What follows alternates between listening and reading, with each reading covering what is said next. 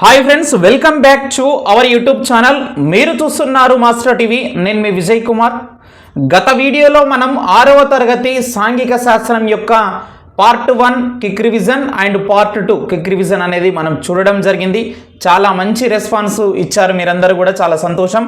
So మరి ఈరోజు ఈ వీడియోలో 7వ తరగతి సాంఘిక శాస్త్రం యొక్క ఇంపార్టెంట్ బిట్స్ ఏమున్నాయి, టెక్స్ట్ బుక్ మనం ఏ విధంగా క్విక్ రివిజన్ అనేది చేయాలి, ఇది మీకు టెట్ మరియు డిఎస్సికి ఉపయోగపడే విధంగా మరి వీడియో అయితే ఉండబోతుంది. సో వీడియోని తప్పకుండా ప్రతి ఒక్కరూ లైక్ చేయండి. ఈ యొక్క వీడియోని మీ ఫ్రెండ్స్ అందరికీ కూడా వాట్సాప్ గ్రూప్లలో షేర్ చేయండి. క్లాస్లోకి వెళ్ళే ముందు చిన్న అనౌన్స్మెంట్ అండి. ఎస్ఏ సోషల్ వాళ్ళు తెలుగు మీడియం అభ్యర్థులు ఎవరైతే టెట్కు ప్రిపేర్ అవుతున్నారో మీరు గనక ఈ యొక్క టెస్ట్ సిరీస్ అనేది తీసుకుంటే గనక మీకు చాలా అంటే చాలా ఉపయోగపడుతుందండి. మన యొక్క మాస్టర్ టీవీ ఎడ్యుకేషన్ యాప్ అనేది ప్లే స్టోర్లో అందుబాటులో ఉంది. వెంటనే డౌన్లోడ్ చేసుకోండి. కేవలం 199 రూపీస్కే టెస్ట్ సిరీస్ అనేది ఇస్తున్నాము. ప్రతి ఒక్క చాప్టర్ మీద మీకు ఇక్కడ బిట్స్ అనేది ఫ్రేమ్ చేయడం జరిగింది. అలాగే మోడల్ టెస్టులు ఉంటాయి. అదేవిధంగా ఎగ్జామ్కి ముందు గ్రాండ్ టెస్టులు కూడా ఉండడం జరుగుతుంది. తప్పకుండా డౌన్లోడ్ చేసుకోగలరు. రైట్, ఈరోజు క్లాస్లో భాగంగా సాంఘిక శాస్త్రం 7వ తరగతి టెక్స్ట్ బుక్ అనేది క్విక్ రివిజన్ అనేది చేద్దామండి. మనకు టెట్ కానీ అలాగే డిఎస్సికి కానీ టెక్స్ట్ బుక్లో మనకు ఎగ్జామినర్ ఎక్కడెక్కడ మనకు ఇంపార్టెంట్ ఏరియా టార్గెట్ చేసి బిట్స్ ఫ్రేమ్ చేసి అడగడం జరుగుతుంది. అలాంటి ముఖ్యమైనటువంటి బిట్స్ ఏమున్నాయి చూసేటటువంటి ప్రయత్నం అయితే చేద్దాం.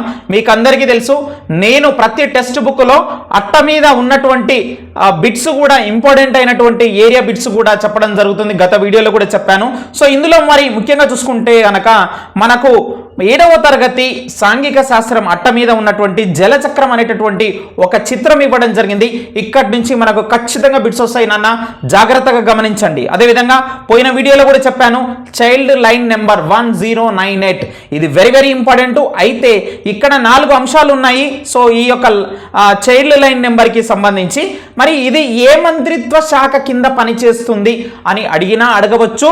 మహిళా అభివృద్ధి మరియు శిశు సంక్షేమ శాఖ చైల్డ్ లైన్ ఫౌండేషన్ అని చెప్పేసి గుర్తుపెట్టుకోండి నాన్న, వెరీ ఇంపార్టెంట్. అదేవిధంగా మనకు బ్యాక్ సైడ్ చూడండి, మనకు తంజావూరులోని బృహదీశ్వర ఆలయము మరి ఇక్కడ చిత్రం ఇవ్వడం జరిగింది. అదేవిధంగా చార్మినార్ ఇచ్చారు. సో ఇట్లాంటి ముఖ్యమైనటువంటి అంశాలు మనకు ఖచ్చితంగా వచ్చేటటువంటి అవకాశం అయితే ఉన్నది అని చెప్పేసి గమనించండి. నెక్స్ట్ చూసినట్లయితే మనకు బాలల హక్కులు అనేటటువంటి అంశం మనకు అట్ట లోపలి భాగంలో ఇవ్వడం జరిగింది. నాన్న వెరీ ఇంపార్టెంట్, మనకు 18 సంవత్సరాలు నిండని వారంతా కూడా బాలలే. మీరు బాలలా? మీరు బాలలు కాదు, మరి ఆల్రెడీ కాబోయేటటువంటి టీచర్లు 18 సంవత్సరాల లోపు ఎవరైతే పిల్లలు ఉంటారో వాళ్ళందరూ కూడా బాలలు అని చెప్పేసి పిలవడం జరుగుతుంది. ఇందులో మొన్న రీసెంట్గా డిఎస్సిలో అడిగినటువంటి బిట్టు చూడు నాన్న, ఇక్కడ నిబంధనలు 12-13కు సంబంధించి అడగడం జరిగింది.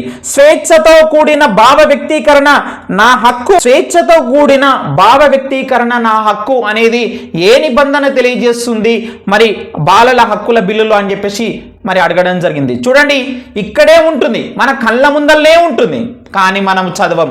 కాబట్టి టెక్స్ట్ బుక్ చదివేటప్పుడు ప్రతి అంశం కూడా ఎందుకోసం ఇక్కడ మనకు రచయిత ఇక్కడ ఇలాంటి అంశాలు ఇచ్చాడు అనేటటువంటి దానిపైన మీరు ఫోకస్ చేసి చదవండి. బయట దొరికేటటువంటి ప్రైవేటు పబ్లికేషన్స్ పుస్తకాలను నమ్ముకోకండి, మీరు చాలా మరి దెబ్బడిపోతారు. నేనైతే చెప్తున్నాను, ఫస్ట్ మీకు టెక్స్ట్ బుక్కే ప్రామాణికం. ఇది 10 సార్లు చదవండి, మీకు నో డౌట్ ఖచ్చితంగా జాబ్ వస్తుంది. గమనించే ప్రయత్నం అయితే చేయండి నాన్న. సో కాబట్టి మరి ఇందులో ఎందుకు ఈ విధంగా అంశాలు ఇచ్చాడు అనేటటువంటి దానిపైన మీరు ఖచ్చితంగా మరి అక్కడే మీరు బిట్స్ రాసుకోండి మీ సొంతంగా, ఖచ్చితంగా బిట్స్ వస్తాయి ఇక్కడ నుంచి. రైట్, ఇక్కడ చూడండి ఒకసారి, ఈ ప్రకృతి వైపరీత్యాలను మరి ఎదుర్కోవడానికి చేయవలసినవి ఏమిటి, చేయకూడనివి ఏమిటి అంటూ లోపల మనకు చాప్టర్లో కూడా మరి ఇవ్వడం జరిగింది. ఇక్కడ మరి ఆ యొక్క ఈ చిత్రాలు ఇచ్చాడు. సో ఇక్కడ వీటికి సంబంధించినటువంటి దశలు ఏవైతే ఉన్నాయో విపత్తు దశలపైన కానీ ఆ యొక్క వరుస క్రమం వరుస చక్రం ఉంటుంది, దానిపైన ఖచ్చితంగా బిట్స్ ఇవ్వడం జరుగుతుందని చెప్పేసి గమనించండి. అనేక సార్లు మరి వీటిపైన మరి గతంలో కూడా ప్రశ్నలు అడిగారనేటటువంటి అంశాన్ని గమనించండి. ఇక ముఖ్యంగా చూసుకుంటే గనక మరి ఈ యొక్క 7th క్లాస్ టెక్స్ట్ బుక్ చదివేటప్పుడు భారత రాజ్యాంగ పీఠిక కూడా మళ్ళొక్కసారి చదవండి. 100% ఇక్కడ నుంచి మనం ఒక ప్రశ్న ఎక్స్పెక్ట్ చేయవచ్చు. అదేవిధంగా టైం వేస్ట్ అయినా పర్లేదు, కానీ మీరు టెక్స్ట్ బుక్ ఎంత డెప్త్గా చదివితే అంత మంచి మార్కులు వస్తాయి. మళ్ళీ మళ్ళీ చెప్తున్నాను నాన్న, గమనించండి ప్లీజ్. ఎస్ఏ సోషల్ అంటే గనక, ఎస్ఏ సోషల్ స్కూల్ అసిస్టెంట్ అంటే గనక అంత ఆశా తమాషా మ్యాటర్ కాదు. రోజుకు 16 గంటలు చదివితే కానీ నీకు ఉద్యోగం రాని పరిస్థితి ఉంటుంది. మరి ఇక్కడ పోటీ అదే విధంగా ఉంటుంది. ప్రతిసారి ప్రతి డిఎస్సికి మీరు గమనించండి, మరి కొన్ని జిల్లాల్లో 75 మార్కులు వచ్చినా కానీ ఉద్యోగం రానటువంటి పరిస్థితి ఉందంటే మీరు గమనించండి. ప్రతి బిట్ ఇంపార్టెంట్ నాన్న. కాబట్టి సముద్రం లాంటి సబ్జెక్టు మనది సోషల్. మరి ఇది గుర్తుపెట్టుకో. మరి చాలా వివరంగా డెప్త్గా అనాలిసిస్ చేసుకొని ఒక భావన ఏర్పరచుకుంటూ ఒక కాన్సెప్ట్తో చదువు నాన్న, బట్టి పట్టవద్దు ఎప్పుడైనా కానీ. దయచేసి గమనించండి. విషయ సూచిక నుంచి కూడా బిట్స్ వస్తాయి. సార్ అదేంది సార్ అట్లెట్లా వస్తాయి అంటే వస్తాయి, ఖచ్చితంగా వస్తాయి. ఇక్కడ చూడండి, మనకు యూరప్ మరియు ఆఫ్రికా ఖండాలు ఏ యొక్క తరగతి టెక్స్ట్ బుక్లో ఇవ్వడం జరిగింది అంటాడు. 7th క్లాసా 8th క్లాస్ అంటాడు. ద్రవ్యం బ్యాంకింగ్కు సంబంధించి ఈ పాఠం ఏ తరగతి పాఠ్యపుస్తకంలో ఉందంటాడు, 8th క్లాస్లో. సో ఇక్కడ మీరు విషయ సూచిక మీద కూడా కొంత అవగాహన ఉండాలి. గతంలో బిట్స్ రావడం జరిగింది నాన్న, గమనించే ప్రయత్నం అయితే చేయండి. మళ్ళీ చెప్తున్నాను. రైట్, ఇక మనము మొదటి పాఠంలోకి వెళ్ళిపోయేటటువంటి ప్రయత్నం అయితే చేద్దాం. మధ్యలో చిన్న జోక్స్ లాంటివి వస్తాయి, క్లాస్ బోర్ కొట్టకుండా ఆ విధంగా చెప్తేనే మీకు నేను ఒక టీచర్గా ప్లస్ ఒక డాక్టర్గా స్లో పాయిజన్ లెక్క మీకు మరి ఇంపార్టెంట్ బిట్స్ అన్ని కూడా మీ యొక్క మైండ్లోకి ఎక్కించేటటువంటి ప్రయత్నం అయితే ఈ క్లాస్లో చేస్తాను. మీకు తెలియకుండానే అది జరిగిపోతుంది. ఈ క్లాస్ విన్న తర్వాత ఒక్కసారి నువ్వు టెక్స్ట్ బుక్ చదివితే చాలు, జీవితంలో మర్చిపోవు. రైట్, వివిధ రకాల పటాలను అర్థం చేసుకోవడం అంటున్నాను. నేను 6వ తరగతి నుంచి మరి చెప్తున్నాను, అర్థమవుతున్నాయా లేదా వివిధ రకాల పటాలు? కామెంట్ అయినా చెయ్యండి. అంటే మనకి ఇక్కడ ఆన్లైన్ క్లాస్ కాబట్టి నేను మీకు కనిపిస్తలేను, మీరు నాకు కనిపిస్తలేరు కాబట్టి నడిచిపోతుంది. కానీ మరి ఆఫ్లైన్ క్లాస్ అయితే మరి అది వేరే విధంగా ఉండేది. ఇక్కడ గమనించాలి. రైట్, వివిధ రకాల పటాలను అర్థం చేసుకోవడం అని చెప్పేసి ఇక్కడ మనకి ఇవ్వడం జరిగింది. మళ్ళీ 8వ తరగతిలో కూడా దీని యొక్క కంటిన్యూషన్ అనేది ఉంటుందండి. వివిధ రకాల పటాలను అర్థం చేసుకోవడం అనేటటువంటి పాఠ్యాంశం గమనించాలి. అయితే ఇందులో మనకు ముఖ్యంగా కొన్ని రకాలైనటువంటి చిత్రాలు ఇచ్చాడు, గమనించండి. కర్ణాటక పశ్చిమ కనుమల్లోని సతత అరణ్యాలు కానీ, అదేవిధంగా దక్షిణ అమెరికా బ్రెజిల్ దేశంలోని కొకానా బీచ్ కానీ వెళ్ళారా? మీరు ఎప్పుడైనా దక్షిణ అమెరికా పోయారా? బ్రెజిల్ దేశం వెళ్ళారా? అక్కడ కొకానా బీచ్కి వెళ్ళారా? చూసారా ఎప్పుడైనా అంటే మ్యాప్లో చూసారా అంటున్నా నేను. మనకంత సీన్ లేదు కదా, అక్కడికి పోయి ఉంటే టెట్ డిఎస్ ఎందుకు రాస్తాం? కాబట్టి ఇక్కడ గమనించాల్సింది ఏంటంటే మ్యాప్లో ఫ్రీగా చూడొచ్చు. మీరు వరల్డ్ మ్యాప్ తీసుకోండి, అందులో కొకానా బీచ్ ఎక్కడ ఉంది, దక్షిణ అమెరికా ఖండం ఎక్కడుంది, మరి బ్రెజిల్ దేశం ఎక్కడుంది ఒకసారి చూడు. ఓకేనా? మరి కర్ణాటక పక్కనున్న కర్ణాటక పోయిరా ఎప్పుడైనా? మీరు పోతుండొచ్చు మీలో కొంతమంది. బెంగళూరు చూసిన వాళ్ళు ఎవరైనా ఉంటే కనుక మరి కింద కామెంట్ చేయండి. అదేవిధంగా ఆఫ్రికా ఖండంలో చూడండి, ఈ యొక్క ఆఫ్రికా ఖండంలో లిబియా దేశంలోని సహారా ఎడారిలో ఉన్నటువంటి ఒయాసిస్ గురించి ఇక్కడ మనకి ఇవ్వడం జరిగింది. నాన్న, మరి ఒయాసిస్లు ఎడారిలో ఏ విధంగా ఉంటాయి? ఒకసారి మరి సహారా ఎడారికి వెళ్ళి చూసిరా. మళ్ళీ ఇంకా నువ్వు వస్తావో రావో కానీ ఆ సహారా ఎడారికి ఒక్కసారి పోయి మళ్ళీ చూసిరా. అప్పటి వరకు ఇక్కడ నువ్వు రాసేటటువంటి టెట్ డిఎస్సి ఎగ్జామ్ హాల్లో మరి అప్పటి వరకు నీ సీటు ఖాళీగా ఉంటుందని గమనించాలి. కాబట్టి ఇక్కడ డైరెక్ట్ బిట్ అడుగుతాడు నాన్న, ఆఫ్రికా ఖండం మరి లిబియా దేశంలో సహారా ఎడారి ఉన్నది అనేటటువంటి బిట్టు మీరు గుర్తుపెట్టుకోవాలి. అదేవిధంగా మంచుతో కప్పి ఉన్నటువంటి ఖండం ఏది అంటాడు? అంటార్కిటికా ఖండం. ఒకసారి పోయిరా, ఒక 4-5 రోజులు, ఇప్పుడు చలికాలం కదా, సో అక్కడ ఎట్లా ఉంది, ఎంత మంచుతో కూడి ఉంది ఏంటి అనేది పోయి ఒక మరి వీడియో కూడా తీసుకొనిరా, మేమందరం కూడా చూసేటటువంటి ప్రయత్నం అయితే చేస్తాం నాన్న. సో మరి అంటార్కిటికా మంచుతో కప్పి ఉన్నటువంటి ఖండం. సో ఇదంతా మీరు గమనించాలి. అంటే లిబియా దేశంలోని గల ఎడారి ఏంటి? సహారా ఎడారి. సహారా ఎడారి ఏ ఖండంలో కలదు? ఆఫ్రికా ఖండంలో. ఆఫ్రికా ఖండంలో ఉన్న ఎడారి ఏ దేశంలో కలదు అంటాడు? లిబియా. సో ఈ విధంగా మరి రకరకాలుగా మీకు తిప్పి అడగడం జరుగుతుంది. కాబట్టి జాగ్రత్తగా గమనించేటటువంటి ప్రయత్నం అయితే చేయాలేనన్నా. చాలా నీట్గా క్లాస్ వెళ్ళిపోతుంది, ఎక్కడ స్కిప్ చేయకుండా మరి ప్రతి ఒక్కరు జాగ్రత్తగా మరి టెక్స్ట్ బుక్ ముందర పెట్టుకొని చూడాలి వీడియో అనేది. నేను ఎక్కడైతే ఇంపార్టెంట్ ఏరియాస్ చెప్తున్నానో మీరు అవన్నీ కూడా మరి ఖచ్చితంగా గమనించాలి, అండర్లైన్ చేసుకొని చదవాలి అని చెప్తున్నాను. రైట్, ఇక్కడ చూడండి మరి కొన్ని మరి మీ అభ్యసనాన్ని మెరుగుపరుచుకోవడం లాంటివి ఇక్కడ కొన్ని ఎగ్జాంపుల్స్ మరి ఉదాహరణలు ఇవ్వడం జరిగింది. అంటే మెహరు హైదరాబాద్ నుండి మరి భోపాల్ వెళ్ళాడు. అతను ఏ దిక్కుకు ప్రయాణం చేశాడు? కామెంట్ చేయండి. ఏ దిక్కు? ఉత్తరమా, దక్షిణమా, తూర్పా, పడమరా? సో ఇక్కడ 4 ఉన్నాయి. సో ఈ 4టికి కూడా మీరు ఖచ్చితంగా మీ టెక్స్ట్ బుక్లో ఆన్సర్ రాసుకోవాలి. వాటి మీద కూడా మనకు ఒక్కొక్కసారి ఖచ్చితంగా బిట్స్ అయ్యేటటువంటి అవకాశం అయితే కనిపిస్తుంది. రైట్, ఇక నెక్స్ట్ చూసినట్లయితే మనకు ఏదైనా భౌతిక పరమైనటువంటి వాటిని పటం పైన చూపడానికి ఉపయోగించేటటువంటి గుర్తులు ఏంటివి అంటే గనక బిందువు, రేఖ, ప్రదేశం. ఏదైనా భౌతిక పరమైనటువంటి వాటిని పటం పైన చూపడానికి ఉపయోగించేటటువంటి గుర్తులు ఇవి. ఫర్ ఎగ్జాంపుల్ ఇక్కడ చూడండి, ఢిల్లీ అంటే కనుక ఇట్లా చుక్క గుర్తు పెట్టి చూపిస్తాం. అదేవిధంగా ప్రవాహ మార్గం అంటే ఏదైనా నదికి సంబంధించి, మంజీరా నదికి సంబంధించి ఇక్కడ ఎగ్జాంపుల్ ఇచ్చిండు. అదేవిధంగా రైలు మార్గాన్ని సో ఈ విధంగా మరి మనము చూపుతామన్నమాట. సో అదేవిధంగా మన గత క్లాస్లో చూసాం మనము పిఓ అంటే కనుక పోస్ట్ ఆఫీస్ అని కానీ, ఓకేనా, ఇట్లాంటివన్నీ కూడా జాగ్రత్తగా మీరు గమనించండి. అక్కడి నుంచి మనకు బిట్స్ వచ్చేటటువంటి అవకాశం అయితే కనిపిస్తుంది. అట్లాగే చూసినట్లయితే మరి ఇక్కడ భారతదేశ పటం ఇవ్వడం జరిగింది. రాష్ట్రాలు, రాజధానులు అంటున్నాడు. ఇక్కడ ముఖ్యంగా గమనించాల్సినటువంటి అంశం ఏంటంటే స్కేలు అనేటటువంటి అంశం ఇక్కడ ఇవ్వడం జరిగింది. 1 సెంటీమీటర్ ఈజ్ ఈక్వల్ టు 200 కిలోమీటర్లుగా పేర్కొన్నాడు ఈ పటంలో.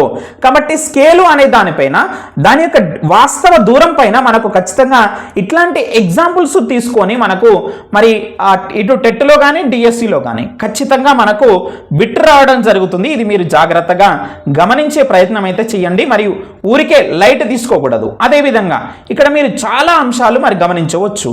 ఇక్కడ చూడండి, మనకు అండమాన్ నికోబార్ దీవులు ఉన్నాయి. అండమాన్ నికోబార్ దీవులు ఉన్నాయి. సో ఇవి ఎక్కడున్నాయి? బంగాళాఖాతంలో ఉన్నాయి.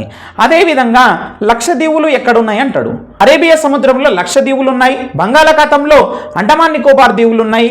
సో వీటికి సంబంధించి కూడా మీరు ఖచ్చితంగా ఏ పటం ఇచ్చినా సరే టెక్స్ట్ బుక్లో అనేకమైనటువంటి అంశాలు అక్కడ మీరు మీ సొంతంగా రాసుకునేటటువంటి ప్రయత్నం అయితే చేయవచ్చు. ఓకేనా? Are you clear? Right, next వెళ్ళిపోదాం. మనం భౌతిక పటాలు అంటున్నాం. సో భౌతిక పటాలు అంటున్నాము. సో భౌతిక పటాలు అంటే ఏం లేదండి, వివిధ రకాల భూస్వరూపాలు ఉంటాయి కదా మనకు. పీఠభూములు కానీ, మైదానాలు కానీ, పర్వతాలు కానీ మొదలైన వాటిని తెలిపేవే పటాలు. మనకు వాస్తవంగా పటాలు అని చెప్పేసి పిలుస్తాము. భౌతికంగా తెలిపేటివి భౌతిక పటాలు. అంటే భౌతిక పటాలు ఉన్నాయి. అందులో కూడా మళ్ళీ ఆకుపచ్చ, పసుపు, గోధుమ రంగు వివిధ ప్రాంతాలను మరి తెలిపే పటాలు వాటిలో కూడా ఉన్నాయి. ఆ పటాలు రకరకాల భూస్వరూపాలు ఏవైతే ఉన్నాయో, పీఠభూములు, మైదానాలు, పర్వతాలు మొదలైన వాటిని తెలుపుతాయి అన్నట్లుగా మనకి ఇక్కడ రచయిత ఇవ్వడం జరిగింది. నెక్స్ట్ చూద్దాం. మనకి ఇక్కడ నింపూరు గ్రామము, ఇక్కడ ఒక కేస్ స్టడీ అనేది తీసుకోవడం జరిగింది రచయిత. మనకు నింపూరు గ్రామం అనేది ఇక్కడ ఒక ఎగ్జాంపుల్ గా ఇవ్వడం జరిగింది. సో దానికి సంబంధించి కూడా ఈ పాఠంలో మనం చూస్తాము. అదే విధంగా ఇక్కడ మోస్ట్ ఇంపార్టెంట్ ఏరియా, ఇక్కడి నుంచే మనకు బిట్ రావడం జరుగుతుంది. గమనించండి, భూమి మీద ఉండే ఎత్తులను కొలవడము అనేది ఇక్కడ మనకి ఇవ్వడం జరిగింది. అంటే భూమి మీద ఎత్తును ఎక్కడి నుంచి కొలుస్తారంటే సముద్ర మట్టం నుండి కొలుస్తారు. ప్రపంచంలోని అన్ని ప్రాంతాల్లో సముద్ర మట్టము దాదాపు సమానంగా ఉంటుంది. అంటే ప్రపంచంలో ఉన్నటువంటి సముద్రాలు ఏవైతే ఉన్నాయో అవన్నీ కూడా దాదాపు మరి సమానంగా ఉంటాయి. మీరు ఒకసారి పోయి తిరిగిరారి మొత్తం చూసిరండి. మనకు పసిఫిక్ మహాసముద్రం కానీ, అరేబియా సముద్రం కానీ, హిందూ మహాసముద్రం కానీ, తర్వాత అట్లాంటిక్ మహాసముద్రం కానీ, ఇవన్నీ ఒకటే సముద్రం. వాస్తవంగా మనమే వాటిని ఒక 5 మహాసముద్రాలుగా విడగొట్టి కొన్ని పేర్లు పెట్టుకున్నాము. అంతేగాని అన్ని సముద్రాలన్నీ కూడా ఒకదానితో ఒకటి మరి కలిసి ఉన్నాయి అన్నీ కూడా. అందుకనే వాటి యొక్క సముద్ర మట్టం దాదాపు మరి సమానంగా ఉంటుంది. అందుకనే సముద్ర మట్టం నుండి భూమి మీద ఎత్తును కొలుస్తారు అనేటటువంటి పాయింట్ అండర్లైన్ చేసుకోండి నాన్న. మోస్ట్ ఇంపార్టెంట్, ఖచ్చితంగా ఇక్కడి నుంచి మనకు ఎగ్జామ్లో బిట్ అయ్యేటటువంటి అవకాశం అయితే ఉన్నది. నెక్స్ట్ చూద్దాం. ఇక్కడ చూడండి, మనకు చిన్న ఎగ్జాంపుల్ ఇచ్చాడు. నింపూరు గ్రామం మనకు ఎత్తు అని చెప్పేసి ఇచ్చాడు. సో నింపూరు గ్రామం ఇక్కడ చూడండి, ఇక్కడ 0 మీటర్లు ఎందుకు పెట్టాడు? సముద్ర మట్టం అండి ఇదంతా కూడా. ఓకేనా? సో సముద్ర మట్టం నుంచి మరి తీసుకోవడం జరిగింది 0 మీటర్లు. మరి నింపూరు గ్రామం అనేది సముద్ర మట్టం నుంచి ఎన్ని మీటర్ల ఎత్తులో ఉన్నది? 50 మీటర్ల ఎత్తులో ఉండడం జరిగింది. అదేవిధంగా ఇక్కడ ఒక గుడి ఉంది. ఎన్ని మీటర్ల ఎత్తులో ఉన్నది? 100 మీటర్ల ఎత్తులో ఉండడం జరిగింది. మొత్తం ఈ యొక్క మరి కొండ తీసుకున్నాడు. ఈ యొక్క కొండ యొక్క ఎత్తు ఎంత? మొత్తం 150 మీటర్లు. సో ఈ విధంగా మనకు నింపూరు గ్రామం యొక్క ఎత్తు అనేది మరి ఈ విధంగా సముద్ర మట్టం నుండి కొలుస్తారు అనేటటువంటి అంశాన్ని చాలా క్లియర్గా అక్కడ చూపెట్టడం అయితే జరిగింది. అదేవిధంగా మనకు ఈ యొక్క పాఠంలో మోస్ట్ ఇంపార్టెంట్ అయినటువంటి ఏరియా కాంటూరు లేదా సమతల రేఖలు అంటున్నాడు.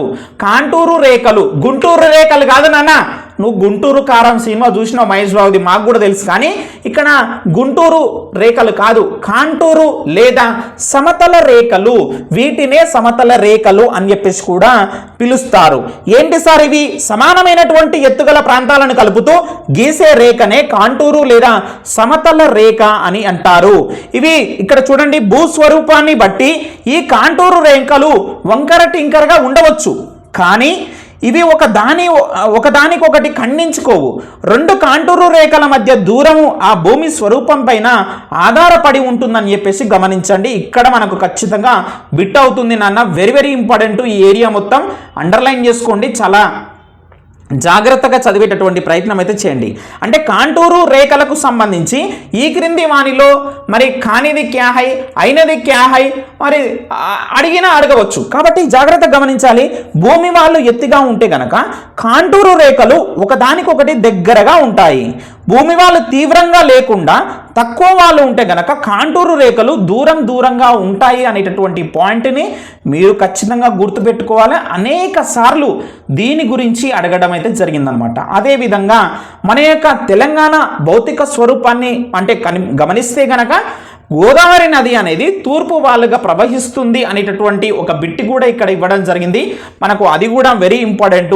మరి ఈ కాంటూరు రేఖలు ఎప్పుడెప్పుడు వాడతారు సార్, దేనికి ఉపయోగిస్తారంటే రోడ్లు వేసేటప్పుడు, ఆనకట్టలు కట్టేటప్పుడు, ఎత్తులను తెలిపే ఈ పటాలు బాగా ఉపయోగపడతాయి అనేటటువంటి అంశాన్ని, అంటే ఆనకట్టలు కట్టేటప్పుడు కానీ ఎత్తైన ఏదైనా ప్రదేశం మరి మునిగిపోతుందో లేదో మరి లెక్క వేయడానికి ఇవి కూడా ఉపయోగపడతాయి అన్నాడు. అంటే ఏదైనా వరదలు, ముప్పు, ఇట్లాంటి తుఫాన్లు, ఇట్లాంటి వరదలు వచ్చినప్పుడు కూడా మరి ఏదైనా ఆ దగ్గరలో ఉన్నటువంటి ప్రాంతం నిజంగా మునిగిపోతుందా, ఎంత ఎత్తులో మరి ఈ యొక్క అలలు వస్తున్నాయి, మనం ఆ యొక్క ప్రాంత ప్రజలను మరి ఖాళీ చేయించి మనం వేరే ప్రాంతానికి పంపించవలసి ఉంటుందా లేదా అనేటటువంటి అంశాన్ని మరి వాళ్ళు తెలుసుకుంటారనమాట. సో ఇది ఎలా తెలుసుకుంటారు సార్ అంటే గనక సముద్ర మట్టం యొక్క ఎంఎస్ఎల్ అంటాం, mean sea level. MSL full form అడుగుతుండొచ్చు, మీన్ సీ లెవెల్ అని గుర్తుపెట్టుకోండి. సో సముద్ర మట్టంను ఆంగ్లంలో ఏమంటారంటే కనుక ఎంఎస్ఎల్ అంటారు అనమాట. సో దీన్ని బేస్ చేసుకొని మనకు ఖచ్చితంగా బిట్స్ రావడం జరుగుతుంది, గమనించేటటువంటి ప్రయత్నం అయితే చేయండి. రైట్, ఇక నెక్స్ట్ చూసినట్లయితే సముద్ర ఉపరితలం పైన నిరంతరం కనిపించేటివి పెద్ద చిన్న అలలు కనిపిస్తూ ఉంటాయి. 0 మీటర్ ఎత్తు నుంచి తీసుకోవాలి. శాస్త్రవేత్తలు చాలా సంవత్సరాల పాటు సముద్రపు సగటు అలల ఎత్తులను పరిశీలించి లెక్కించి నిర్ధారించినది ఏమిటి అంటే గనక సగటు సముద్ర మట్టం, MSL. So very very important ఈ చాప్టర్లో. సో ఇంకా కూడా ఇందులో చూసినట్లయితే ఏమైనా ఇంపార్టెంట్ అయినటువంటి బిట్స్ ఉన్నాయా సార్ అంటే గనక ఖచ్చితంగా ఉన్నాయని చెప్తాను. మీ అభ్యసనాన్ని మెరుగుపరుచుకోండి, ఇక్కడికి వచ్చేయండి. ఒకసారి ఇక్కడ సీరియల్ నెంబర్ 7th పాయింట్ ఒకసారి చదవండి. తెలంగాణ రాష్ట్ర పటంను పరిశీలించి 150 ఎంఎస్ఎల్ కంటే తక్కువ గల ప్రాంతాలు ఏ ఏ జిల్లాలో ఉన్నాయో రాయండి అంటున్నాడు. టెక్స్ట్ బుక్ చదివేటప్పుడు నాన్న నువ్వే స్టూడెంటు, నువ్వే టీచరు అని గత వీడియోలో కూడా చెప్పాను, మళ్ళీ చెప్తున్నాను. అది పిల్లలు చేసుకునేది కదా సార్, నేనెందుకు చెయ్యాలి? నేను ఆల్రెడీ డిఎస్సి టెట్ క్వాలిఫై అయినా, టెట్టులో నాకు 100 మార్కులు ఉన్నాయి, డిఎస్సి రాయబోతున్నాను, నేనెందుకు చదువుతా సార్ అది అని అనకూడదు. ఎందుకంటే అక్కడి నుంచే మనకు బిట్ తీసి అడగడం జరుగుతుంది. రేపటి నాడు అది డిఎస్సిలో బిట్ అయినప్పుడు నువ్వు చేయలేకపోతే మరి నెత్తిగోకుతే, అటు ఇటు చూసి నెత్తిగోకుతే ఏమొస్తుంది? పేను కానీ చుండ్రు కానీ వస్తుంది. మరి ఇది నోట్లో వేసుకునే ప్రయత్నం అయితే చేయండి. టేస్ట్ ఎలా ఉందో తిన్న తర్వాత నాకు కామెంట్ చేయండి. సో ఇక్కడ చూడండి, తెలంగాణ సముద్ర మట్టం అంటున్నాం. సో ఇక్కడ ఒక పటం ఇచ్చాడు. ఈ పటంలో ఇక్కడ కలర్స్ ఇవ్వడం జరిగింది చూడండి. సూచిక ఇక్కడ ఎలా ఇచ్చారు చూడండి. 0 నుంచి 150 ఎంఎస్ఎల్ ఏదైతే ఉందో మనకు గ్రీన్ కలర్లో పేర్కొన్నాడు. సో ఖమ్మం జిల్లా మొత్తం దీనికి కరెక్ట్ ఆన్సర్ అవుతుంది. సో ఖమ్మం కానీ కొన్ని జిల్లాలు ఉన్నాయి. సో ఇట్లా మనకి ఇవ్వడం జరిగింది. సో ఇట్లా మీరు మ్యాప్ అనేది చాలా జాగ్రత్తగా గమనించి చదవాల్సినటువంటి అవసరం ఎంతైనా ఉన్నది. మనం నెక్స్ట్ మరి వెళ్ళబోతున్నాము. 2వ పాఠం వర్షం నదులు. ఇక్కడ మనకు 2వ పాఠం వర్షం నదులు అంటున్నాము. సో మనకు భూమి ఉపరితలం పైన 71% నీరు ఉంది అనేటటువంటి అంశాన్ని మీరు ఇక్కడ అండర్లైన్ చేసుకోవాలా. Very very important. వర్షం అనగానే మీకు మరి ప్రభాస్, త్రిష అప్పట్లో మరి రిలీజ్ అయినటువంటి సినిమా కూడా మీకు గుర్తుకొస్తుండొచ్చు. సో మరి ఇందులో ముఖ్యమైనటువంటి అంశాలు ఏమున్నాయి ఒకసారి చూసేటటువంటి ప్రయత్నం అయితే చేద్దాం. ముఖ్యంగా ఇందులో మీరు మరి మొదటి భాగం, రెండో భాగం, 2 భాగాలుగా ఇవ్వడం జరిగింది. మొదటి భాగంలో చూసినట్లయితే నీరు ఆవిరి కావడం అంటే బాష్పీభవనం కానీ, అదేవిధంగా మేఘాలు ఏర్పడడం అంటే మేఘాలు ఏర్పడడం, వర్షం కురవడం, అదేవిధంగా కొన్ని ముఖ్యమైనటువంటి పదాలు కూడా ఇచ్చాడు మనకు. జలచక్రం, అవపాతం, ఆర్ద్రత, పవనాలు కానీ, మేఘాలు కానీ, అదేవిధంగా చూసినట్లయితే మనకు కొన్ని పవనాలు సంబంధించి కూడా చాలా డెప్త్గా ఇవ్వడం జరిగింది. ఆ పవనాలు అంటే భారీ వర్షపాత ప్రాంతాలు ఎక్కడెక్కడ ఉన్నాయి ఏంటి అనేది కూడా మనం ఈ పాఠంలో తెలుసుకోవాలి. భారతదేశంలో ఋతుపవనాలు ఎలా ఉన్నాయి ఏంటి అనేది కూడా తెలుసుకోవాలి. తెలంగాణ రాష్ట్రంలో కూడా మరి అధిక వర్షపాతం ఏ జిల్లాల్లో మరి ఉంటుంది అనేటటువంటిది వెరీ వెరీ ఇంపార్టెంట్. అది కూడా తెలుసుకోవాలి. వర్షపాతాన్ని మరి కొలిచేటటువంటి పరికరాన్ని ఏమంటాము? రెండో భాగంలో నదులకు సంబంధించి కొంత ఇంట్రడక్షన్ పార్ట్ అనేది ఇవ్వడం జరిగింది. వరద మైదానాలు, వరదలకు సంబంధించి కొన్ని ముఖ్యమైనటువంటి పాయింట్స్ కూడా వచ్చాయి. అక్కడ మీరు గమనించే ప్రయత్నం అయితే చేయాలి. అదేవిధంగా ఈ పాఠంలో తుఫానులకు సంబంధించి మోస్ట్ ఇంపార్టెంట్ పాయింట్స్ కూడా రావడం జరిగింది. ఓవరాల్గా ఈ పాఠంలో ఇవన్నీ మనం నేర్చుకోబోతున్నాము. చాలా ముఖ్యమైనటువంటి అంశం. రైట్, ఇక వేసవి కాలం చాలా ఎక్కువగా ఉండేటటువంటి నెలలు ఏమిటి అని చెప్పేసి అడగడం జరుగుతుంది. ఏప్రిల్, మే, జూన్ అని చెప్పేసి గుర్తుపెట్టుకోండి. మరి ఇక్కడ భూమిపైన ప్రాణకోటి జీవించడానికి మూలాధారం ఏది అంటే గనక నీరు. నీరు లేకపోతే మనకు ఆహారమే లేదని చెప్పవచ్చు. నీరు ఆవిరై గాలిలో కలిసిపోవడాన్ని ఏమంటామంటే గనక మనం బాష్పీభవనము లేదా ఆవిరవడం అని చెప్పేసి అంటాము. నీటిని వేడి చేయకపోయినా ఆవిరైపోతుందండి. సో బాష్పీభవనము ఎక్కడి నుండి జరుగుతుందంటే గనక ఇక్కడ మనకు చాలా క్లియర్గా ఇచ్చాడు. ఎక్కడి నుంచి జరుగుతుంది మనకు ఇక్కడ గమనించేటటువంటి ప్రయత్నం అయితే చేయండి. ఈ యొక్క బాష్పీభవనం అనేది మనకు రైట్ గమనించండి, మన శరీరం నుండి, చెట్ల నుండి, నేల నుండి జరుగుతుంది. ఉష్ణోగ్రత పెరిగే కొద్దీ నీరు తొందరగా ఆవిరి అవుతుంది అనేటటువంటి పాయింట్ అనేది మనకి ఇక్కడ ఇవ్వడం జరిగింది. అయితే బాష్పీభవనం ఏ కాలంలో ఎక్కువగా ఉంటుందంటే వేసవి కాలంలో, సింపుల్గా చెప్పొచ్చు మనకు. అయితే వేడి గాలికి నీరు ఎక్కువై మరి ఎక్కువగా ఆవిరై ఆకాశంలోకి పైకి చేరినప్పుడు చల్లబడుతుంది. భూమి ఉపరితలం నుంచి పైకి వెళ్ళే కొద్దీ ఎలా ఉంటుంది? చల్లగా ఉంటుంది. మనకు తిరుపతి కొండలు తీసుకోండి, శేషాచలం కొండలు తీసుకోండి, ఇట్లాంటి దగ్గర మరి చల్లగా ఎందుకు ఉంటుంది కొండపైన, తిరుమల కొండపైన అంటే భూమి ఉపరితలం పైనుంచి మనకు పైన అంటే భూమి ఉపరితలం నుంచి పైకి వెళ్ళే కొద్దీ చల్లగా ఉంటుంది అనేటటువంటి విషయాన్ని ఇక్కడ మీరు గమనించాలి నాన్న. అదేవిధంగా చూసినట్లయితే మనకు నీటి ఆవిరి మరి శరీరము, చెట్లు, మొక్కల నుండి, నదుల నుండి, సరస్సుల నుండి చల్లబడుతూ చిన్న చిన్న నీటి బిందువులుగా మారిన చిన్న నీటి బిందువులు చుట్టూ ఉన్నటువంటి సూక్ష్మమైనటువంటి దుమ్ము ఏదైతే ధూళి రేణువులు ఉంటాయో మరి లేదా పొగతో కలిసి నిదానంగా మరి వాటి పరిమాణం పెరుగుతుందన్నమాట. ఇలా చిన్న చిన్న నీటి బిందువులు ఒక్కొక్కటిగా కలిసి మేఘాలుగా ఏర్పడతాయి అన్నమాట. సో మేఘం అదిరేను సంథింగ్ ఏదో పాట కూడా ఉందనుకుంటా. సో మీరు మరి బ్రేక్లో పాడుకునేటటువంటి ప్రయత్నం అయితే చేయండి. మేఘాలు ఏ విధంగా ఏర్పడతాయి అనేటటువంటి అంశాన్ని కూడా చూసాము. మరి మేఘాలు పైకి పోయే కొద్దీ మరింత చల్లబడడం మరి వల్ల ఏం ఏర్పడతాయి అంటే కనుక ఎక్కువ నీటి బిందువులు ఏర్పడతాయి అన్నమాట. సో మనకు ద్రవీభవనం, మేఘాలు ఎలా ఏర్పడతాయి? మరి మేఘాలు చల్లబడినప్పుడు ఏమవుతుంది? వర్షం కురుస్తుంది అనమాట. ఓకేనా? Are you clear? రైట్, ఇక ఈ యొక్క మరి పాఠంలో చూసినట్లయితే జలచక్రం అనేటటువంటి అంశం చాలా మరి క్లియర్గా చాలా ఇంపార్టెంట్ అయినటువంటి ఏరియాగా ఇవ్వడం జరిగింది. జలచక్రం ఇక్కడ మీరు గమనించే ప్రయత్నం అయితే చేయండి. ముందు తరగతిలో మనం దీంట్లో ఉన్నటువంటి దశలు ఏమున్నాయో కూడా చదువుతాం మనం. ఇక్కడ ముఖ్యంగా బాష్పీభవనం కానీ, జలచక్రం కానీ, అదేవిధంగా అవపాతము, ఆర్ద్రత, సో ఇవన్నీ కూడా మీరు చాలా అంటే చాలా జాగ్రత్తగా 1-2 సార్లు మీరు చదువుకునేటటువంటి ప్రయత్నం అయితే చేయండి. ఇక కొంత స్పీడ్గా వెళ్ళిపోదాం. ప్రతి వీడియో లెంతీగా అవుతుంది, చాలామంది చూడడం లేదు. కాబట్టి ముఖ్యమైనటువంటి అంశాలు మనం అయితే ఇక్కడ గమనించేటటువంటి ప్రయత్నం అయితే చేద్దాం. ఒక ముఖ్యమైనటువంటి పాయింట్ చెప్తున్నాను, అండర్లైన్ చేసుకోండి. వర్షాలు మహాసముద్రంలో అధికంగా కురుస్తున్నాయి. ఖచ్చితంగా మనకు మహాసముద్రాలకు సంబంధించి ఈ క్రింది వానిలో సరికానిది సరి అనేది అలా కూడా అడగొచ్చు. వర్షాలు అనేవి మహాసముద్రంలో అధికంగా కురుస్తున్నాయి అనేటటువంటి పాయింట్ని ఇక్కడ గుర్తుపెట్టుకోండి. అదేవిధంగా మనకు ఋతుపవనాలు అంటున్నాము. ఇవి నైరుతి దిశ నుండి వీస్తాయి కాబట్టి వీటిని నైరుతి ఋతుపవనాలు అని చెప్పేసి అంటాము. ఇవి వేసవి కాలంలో మాత్రమే వీస్తాయి. అయితే ఈ ఋతుపవనాలు రెండు శాఖలుగా ఉన్నాయన్నమాట.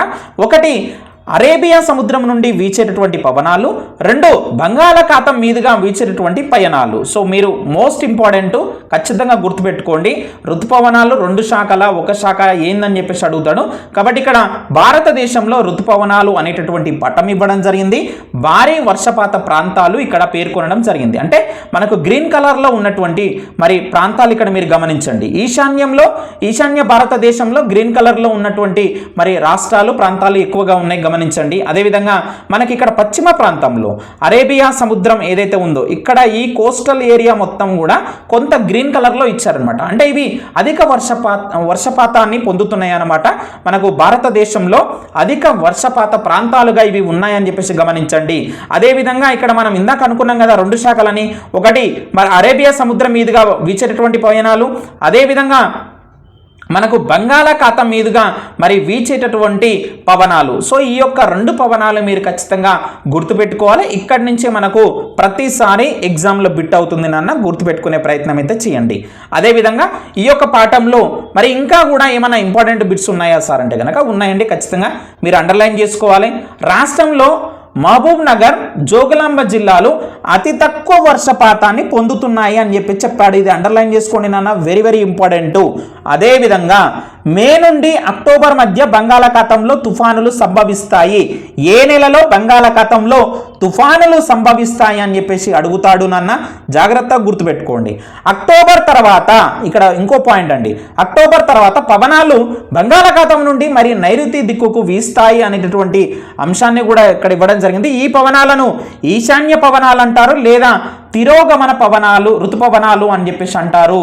సో చాలా సార్లు మనకి బిట్టు రిపీట్ కావడం జరిగింది. చూసేటటువంటి ప్రయత్నం అయితే చేయండి. ఇక తెలంగాణ వార్షిక వర్షపాతాన్ని సూచించేటటువంటి ఒక పటం ఇవ్వడం జరిగింది. చూడండి ఇక్కడ చాలా బిట్స్ తీస్తాడు మనకు రచయిత, మనం గమనించాం. ఓకే, ఎగ్జామినర్ ఇక్కడనే టార్గెట్ చేస్తున్నాడు, గమనించే ప్రయత్నం అయితే చేయండి. ఇక్కడ గ్రీన్ కలర్లో ఉన్నటువంటివి అధిక వర్షపాతం పొందుతున్నటువంటి జిల్లాలు. సో చూడండి ఈ ఏరియా మొత్తం అధిక వర్షపాతం. అయితే అధిక వర్షపాతం అంటే ఎంత సార్ అంటే కనుక 100 సెంటీమీటర్లు మరి పైన, మరియు ఆ పైన 100 సెంటీమీటర్ల పైన మరి పడితే కనుక అధిక వర్షపాతం. మరి అల్ప వర్షపాతం అంటే ఏంది? 60 సెంటీమీటర్ల నుండి 99 సెంటీమీటర్ల మధ్యలో ఉంటే కనుక అల్ప వర్షపాతం. మరి అత్యల్ప వర్షపాతం అంటే ఏంది? 60 సెంటీమీటర్ల కంటే తక్కువగా ఉంటే గనక మరి దానిని మనము అత్యల్ప వర్షపాతం అంటాం. ఈ సెంటీమీటర్ల ఖచ్చితంగా మీరు గుర్తుపెట్టుకోండి, ఒక దగ్గర ఇక్కడే రాసుకోండి ఖచ్చితంగా. అధిక వర్షపాతము ఎంత, అదేవిధంగా అల్ప వర్షపాతం ఎంత ఉండాలి, అదేవిధంగా అత్యల్ప వర్షపాతం ఏంది అనేది ఇక్కడ మీరు జాగ్రత్తగా గమనించండి. అనేకమైనటువంటి బిట్స్ ఇక్కడ రావడం జరుగుతుంది.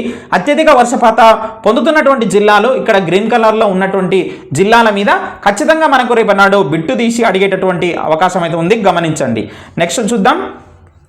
రైట్, వర్షపాతాన్ని మరి కొలిచేటటువంటి పరికరాన్ని వర్షమాపకం అని చెప్పేసి అంటాము. వెరీ సింపుల్, డైరెక్ట్ బిట్ అది. అదే విధంగా చూసినట్లయితే మరి ఇక్కడ కొన్ని ఖాళీలు కూడా ఇక్కడ మరి పూరించండి అన్నాడు నాన్న. కాబట్టి వెరీ ఇంపార్టెంట్, ఇది మళ్ళీ చెప్తున్నాను. పశ్చిమ కనుమలు వ్యాపించినటువంటి రాష్ట్రాలు, తూర్పు కనుమలు వ్యాపించినటువంటి రాష్ట్రాలు ఖచ్చితంగా ఇక్కడ మీరు రాయాలి. పటం చూడండి మీరు, అందుకే మ్యాప్ పాయింటింగ్లో చదువుకోవాలి ప్రతిదీ కూడా. మనకు ఈ పశ్చిమ కనుమలు వ్యాపించినటువంటి రాష్ట్రాలు కనుక ఒకసారి చూసినట్లయితే మహారాష్ట్ర, గోవా, కర్ణాటక, కేరళ, తమిళనాడు. అదేవిధంగా తూర్పు కనుమలు వ్యాపించినటువంటి రాష్ట్రాలు చూసినట్లయితే ఒడిశా, ఆంధ్రప్రదేశ్, తమిళనాడుగా చెప్పుకోవచ్చు. మరి పశ్చిమ కనుమలు, తూర్పు కనుమలు ఏ ప్రాంతంలో కలుస్తున్నాయి అంటాడు. ఖచ్చితంగా ఇది బిట్ అవుతుంది. నీలగిరి కొండలు అంటే నీలగిరి పీఠభూమి అని చెప్పేసి కూడా పిలవచ్చు. సో మీరు ఇవన్నీ రాసుకోవాలి జాగ్రత్తగా, అవన్నీ మనకు ఎగ్జామ్లో బిట్స్ అవుతాయి, గమనించే ప్రయత్నం అయితే చేయండి. నెక్స్ట్ మనము రెండవ భాగంలోకి వెళ్తున్నాము. రెండవ భాగంలో మరి నదులకు సంబంధించి ఇవ్వడం జరిగింది. ముఖ్యంగా మనేక రాష్ట్రంలో కృష్ణ, గోదావరి నదులు పుట్టేటటువంటి పడమర కనుమలు ఏవైతే ఉన్నాయో అధిక వర్షాన్ని పొందుతున్నాయి అనేటటువంటి బిట్టు అండర్లైన్ చేసుకోండి, వెరీ ఇంపార్టెంట్. మరి నదులు కానీ సముద్రం, నదులు సముద్రంలో కలిసే చోట డెల్టాలు ఏర్పడతాయి. ఇవి ఏ ఆకారంలో ఉంటాయి? త్రిభుజాకారంలో ఉంటాయి. గత పాఠంలో కూడా చూసాం మనము. సో ఇట్లాంటివన్నీ సింపుల్ బిట్స్ ఇందులో ఇవ్వడం జరిగింది కాబట్టి గుర్తుపెట్టుకునే ప్రయత్నం అయితే చేయండి. తూర్పు కోస్తాలో 2 విశాలమైనటువంటి డెల్టాలు చెప్పండి అంటే ఒకటి గోదావరి, రెండవది కృష్ణ అని చెప్పేసి గుర్తుపెట్టుకునే ప్రయత్నం అయితే చేయండి. నెక్స్ట్ చూసినట్లయితే మనకు 1977 సంవత్సరంలో మనకు నవంబర్లో ఈ యొక్క తూర్పు కోస్తాలో భయంకరమైనటువంటి తుఫాన్ అనేది సంభవించింది అన్నట్లుగా ఇక్కడ ఇవ్వడం జరిగింది. అనేక సార్లు మనకు దీనిపైన బిట్ రావడం జరిగింది. అంటే తూర్పు కోస్తాలో భయంకరమైనటువంటి తుఫాన్ వచ్చినటువంటి సంవత్సరం 1977 నవంబర్లో. తూర్పు కోస్తాలో భయంకరమైనటువంటి తుఫాను ఎత్తు ఎంత అంటాడు? 6 మీటర్ల ఎత్తు రావడం జరిగిందనమాట. సో మరి ఇది చాలా మందిని అప్పట్లో చూసినట్లయితే మరి 9,941 మంది ప్రాణాలను బలికొన్నదన్నట్లుగా రాయడం జరిగింది. మరి ముఖ్యంగా ఈ రెండో భాగంలో మనకు ఈ పాఠంలో చూసినట్లయితే తుఫానులు, వరదల సమయాల్లో ఎదురయ్యేటటువంటి ఇబ్బందులు ఏమిటి, తుఫానులు, వరదలు లాంటి వైపరీత్యాలను ప్రజలు ఏ విధంగా ఎదుర్కోవాలి, వైపరీత్యాల కోసం ప్రజలు ఏ విధంగా సంసిద్ధపరచాలి అనేటటువంటి విషయాలను అంశాన్ని ఇక్కడ మనకు ఇవ్వడం జరిగింది. ఈ పాఠంలో మరి కీలక పదాలు ఒకసారి చూద్దామండి. సో కీలక పదాలు ఒకసారి చూడండి. నదులు, ఉపనదులు, ద్రవీభవనం, వార్షిక వర్షపాతం, వరద మైదానాలు అనేటటువంటి ఈ యొక్క పాఠంలో కీలక పదాలుగా ఇవ్వడం జరిగింది. అదేవిధంగా మీరు మీ అభ్యసనాన్ని మెరుగుపరచుకోండి. ఖచ్చితంగా చదివేటటువంటి ప్రయత్నం అయితే చేయండి. మనకు ఖచ్చితంగా ఎక్కువ బిట్స్ వచ్చేటటువంటి అవకాశం అయితే ఉన్నది. అదేవిధంగా మనం నెక్స్ట్ పాఠంలోకి వెళ్ళబోతున్నాము. చెరువులు, భూగర్భ జలాలు. నెక్స్ట్ పాఠం చూసినట్లయితే చెరువులు, భూగర్భ జలాలు అంటున్నాము. సో మనకు ఈ యొక్క పాఠంలో ఎగ్జామినరు ఎక్కడెక్కడ టార్గెట్ చేసి బిట్స్ అడుగుతున్నాడు, ఇంపార్టెంట్ అయినటువంటి ఏరియాస్ ఏమున్నాయి చూసుకుంటూ వెళ్ళిపోదాం. వీడియో చాలా లెంతీగా అవుతుంది ఇప్పటికే. సో మనకి ఇక్కడ చూసినట్లయితే ఒక ముఖ్యమైనటువంటి పాయింట్ ఎప్పటి నుంచో మనకు ప్రతిసారి ఎగ్జామ్లు అడుగుతున్నాడు. ఏ యుగము మరి చెరువులను నిర్మించి నిల్వ చేసిన నీటిని వ్యవసాయానికి ఉపయోగించారనేటువంటి ఆధారాలు ఉన్నాయి అని చెప్పేసి అడుగుతున్నాడు. ఆ యుగం వచ్చి బృహత్ శిలా యుగం అండి. ఖచ్చితంగా దీనిపైన అనేక సార్లు మనకు బిట్ రావడం జరిగింది. తెలంగాణలో వేలాది చెరువులను నిర్మించినటువంటి వాళ్ళు ఎవరు అంటే కనుక కాకతీయులు, మీకు అందరికీ తెలుసు. అదేవిధంగా మనకి ఇక్కడ పాఠంలో చూసినట్లయితే ఒక చెరువు కూడా ఇక్కడ ఇవ్వడం జరిగింది. సో ఆ యొక్క చెరువు ఏంటి అది గమనించేటటువంటి ప్రయత్నం అయితే చేయండి. ఏ చెరువు ఇచ్చారు ఏంటి అంటే కనుక రామప్ప చెరువు. ఏ జిల్లాలో ఉందండి? జయశంకర్ జిల్లాలో ఉన్నది ఈ యొక్క రామప్ప చెరువు. అదేవిధంగా ఇందులో నీరు కట్టేటటువంటి మనిషిని నీరటి అని చెప్పేసి కొన్ని ప్రాంతాల్లో పిలుస్తారు అనేటటువంటి బిట్టు కూడా ఇంపార్టెంట్. అది కూడా మీరు గమనించేటటువంటి ప్రయత్నం అయితే చేయండి. అండర్లైన్ చేసుకోండి, వెరీ ఇంపార్టెంట్. ఇవన్నీ కూడా అండర్లైన్ చేసుకుంటూ చదవండి. నెక్స్ట్ చూసినట్లయితే మనకు మీకు అందరికీ తెలుసు గత రాష్ట్ర ప్రభుత్వం మరి మిషన్ కాకతీయ అనేటటువంటి కార్యక్రమాన్ని కూడా తీసుకురావడం జరిగింది. మిషన్ కాకతీయ మన ఊరు మన చెరువు అనేటటువంటి కార్యక్రమం తీసుకురావడం జరిగింది. ఇందులో భాగంగా మరి 47,000 చెరువులలో పూడిక తీయడం కానీ, మరమ్మతులు చేపట్టడం మరియు చెరువుల యొక్క కట్టడాల నిర్మాణాలను చేపట్టడం అనేది ఈ కార్యక్రమం ప్రధానమైనటువంటి లక్ష్యాలుగా మీరైతే గుర్తుపెట్టుకోవాలి. అదేవిధంగా ఈ యొక్క పాఠంలో మనకు బేతవోలు గ్రామం అనేటటువంటి గ్రామం గురించి ఒక కేస్ స్టడీగా ఇవ్వడం జరిగింది. ఈ యొక్క గ్రామం అనేది మనకు సూర్యాపేట జిల్లాలో ఉన్నది. కోదాడకు 16 కిలోమీటర్ల దూరంలో ఉన్నది. వీరలదేవి చెరువు అనేది ఇక్కడ మనకి ఇవ్వడం జరిగింది. ఆ పేరు ఏ విధంగా వచ్చిందంటే కనుక ఒకసారి ఇక్కడ గమనించండి. దాని మీద మనకు బిట్స్ రావచ్చు. మరి గ్రామ పెద్దల కథనం ప్రకారము కాకతీయుల సామంత రాజు అనేటువంటి బేతాళరెడ్డి పేరు మీదుగా ఈ గ్రామానికి బేతవోలు అనేటటువంటి పేరు వచ్చింది. అతని భార్య వీరలదేవి ఎవరైతే ఉంటారో ఆమె పేరు మీదుగా ఈ యొక్క పెద్ద చెరువును తవ్వించాడు. అందుకే ఆ యొక్క చెరువుకు ఆ పేరు పెట్టడం జరిగింది అనేటటువంటి అంశాన్ని ఇవ్వడం జరిగింది. మరి ఇందులో చూసినట్లయితే ఈ పాఠంలో మరి ఇక్కడ ఉన్నటువంటి గ్రామస్తులు మరి ఏ దేవతలను పూజిస్తారు? కట్టమైసమ్మ కానీ గంగమ్మ దేవతలు మనకు గుడులు ఉన్నాయి ఇక్కడ ఆ చెరువు మీద. ఈ దేవతలు చెరువుకు రక్షగా ఉంటారని చెప్పేసి గ్రామస్తులందరూ కూడా నమ్మకం అనమాట. చేపల వేటకు వెళ్లే ముందు చేపలు పట్టేవారు మరి ఆ గ్రామస్తులు ఈ యొక్క దేవతలకు పూజలను చేస్తారు, నిర్వహిస్తారు అనేటటువంటి అంశాన్ని మీరు గుర్తుపెట్టుకోవాలి. అనేక సార్లు దీని మీద కూడా మనకు బిట్స్ రావడం జరిగింది. విసిరే వల, అదేవిధంగా అదేవిధంగా కచ్చు వలతో చేపలు పట్టడం, ఈ వలలకు ఉన్నటువంటి ప్రాముఖ్యత ఏమిటి అనేది మీరు ఖచ్చితంగా మరి చదువుకునేటటువంటి ప్రయత్నం అయితే చేయండి. ఇక బేతవోలు గ్రామంలో బెస్త గంగపుత్ర మరియు ముదిరాజు తెగలకు చెందినటువంటి 600 కుటుంబాలు నివసిస్తున్నాయి. మరి ఇలాంటి చిన్న చిన్న అంశాలు మీరు చదువుకోండి. మరి ఏది కూడా వదలద్దండి. మనకు డిఎస్సికి చదివేటప్పుడు మనం ప్రతిదీ కూడా చాలా డెప్త్గా వెళ్ళాలి. ఎక్కడి నుంచైనా మనకు రేపన్నాడు మనకు ఈ యొక్క అంశాల నుంచి మనకు బిట్స్ వచ్చేటటువంటి అవకాశం ఉంటుంది కాబట్టి సో మీరు చాలా జాగ్రత్తగా చదివేటటువంటి ప్రయత్నం అయితే చేయండి. ఇక ఇంపార్టెంట్ ఏరియా ఈ యొక్క పాఠంలో చూసినట్లయితే ఈ పాఠంలో మొదటి భాగం కంటే రెండో భాగంలోనే ఎక్కువ సార్లు ఎక్కువ బిట్స్ అడగడం జరిగింది. ఇది గమనించండి. ఇక్కడ భూగర్భ జలాలకు సంబంధించి మోస్ట్ ఇంపార్టెంట్ అయినటువంటి పాయింట్స్ అయితే ఉన్నాయి. గమనించే ప్రయత్నం అయితే చేయండి నాన్న. సో వాన నీరు కానీ వాగులు వంగలలోకి మరి నదులలోకి ప్రవహించడమే కాకుండా మట్టిలోకి కూడా క్రమేణా ఇంకిపోతుంది. ఇలా ఇంకిపోయినటువంటి నీరు మరి భూమిలోకి ఇసుక, రాళ్ళు, రాతి పొరల మధ్యకు చేరుతుంది. ఈ నీటిని మనం ఏమని పిలుస్తామంటే గనక భూగర్భ జలాలు అని చెప్పేసి పిలుస్తాము. పగుళ్ళు, సన్నని రంధ్రాలు ఉండి నీటితో కూడి ఉన్నటువంటి రాతి పొరను ఏమంటారు అంటే గనక మృదువైన రాతి పొర అని చెప్పేసి అంటాం. మృదువైన రాతి పొర అంటే ఏమిటి బిట్ అవుతుంది. ఈ పొరలోకి నీరు చేరుతుందా లేదా అని చెప్పేసి అడుగుతాడు. ఈ మృదువైనటువంటి రాతి పొరలోకి నీరు అనేది చేరుతుంది. ఇలాంటి ఇసుక రాతి పొరలు తెలంగాణలో కొన్ని ప్రాంతాల్లో ఉన్నాయంట. అంటే ఇలాంటి నీరు చేరేటటువంటి ఇసుక రాతి పొరలు అనేవి తెలంగాణలో కొన్ని ప్రాంతాల్లో ఉన్నాయి. కొన్ని గ్రానైటు, కడప సున్నపు రాతి పొరలు వంటివి రంధ్రాలు లేక గట్టిగా ఉంటాయి. వీటిలో నీరు చేరదు అంటున్నాడు. Most important. ఈ 2 పాయింట్స్ దగ్గరనే మిమ్మల్ని కన్ఫ్యూజ్ చేస్తాడు. ఎందుకంటే నాన్న ఎగ్జామినర్ మరి మిమ్మల్ని కన్ఫ్యూజ్ చేయడమే తన పనిగా పెట్టుకుంటాడు. ఇది గుర్తు తెచ్చుకొని రాసేటటువంటి ఎగ్జామ్ కాదు. మనము 10th, ఇంటర్, డిగ్రీ, బిఎడ్ ఇట్లాంటి ఎగ్జామ్స్లలో ఏం చేస్తాం, అరే ఏముండే అని చెప్పేసి మనం ఏదో గుర్తు తెచ్చుకొని రాస్తా పోతుంటాము. అది కాదు, గుర్తు పట్టాల్సినటువంటి ఎగ్జామ్ ఇది. గుర్తుపెట్టుకో. నీ కళ్ళ ముందల్లే ఆన్సర్ అనేది ఉంటుంది. జస్ట్ గుర్తు పడితే సరిపోతుంది నాన్న. రైట్. ఇక జలస్థరం అనేది అనేక సార్లు దీని మీద బిట్ రావడం జరిగింది. Most important. భూమిలోని రాతి పొరల మధ్య చేరిన నీటి పొరను మనం జలస్థరం అంటారు. మరి ఈ నీటి పొర మందం ఆ ప్రాంతంలో లభించినటువంటి భూగర్భ జలాల లభ్యతను నిర్ధారిస్తుంది అనేటటువంటి పాయింట్ని మీరు గుర్తుపెట్టుకోవాలా. Very very important.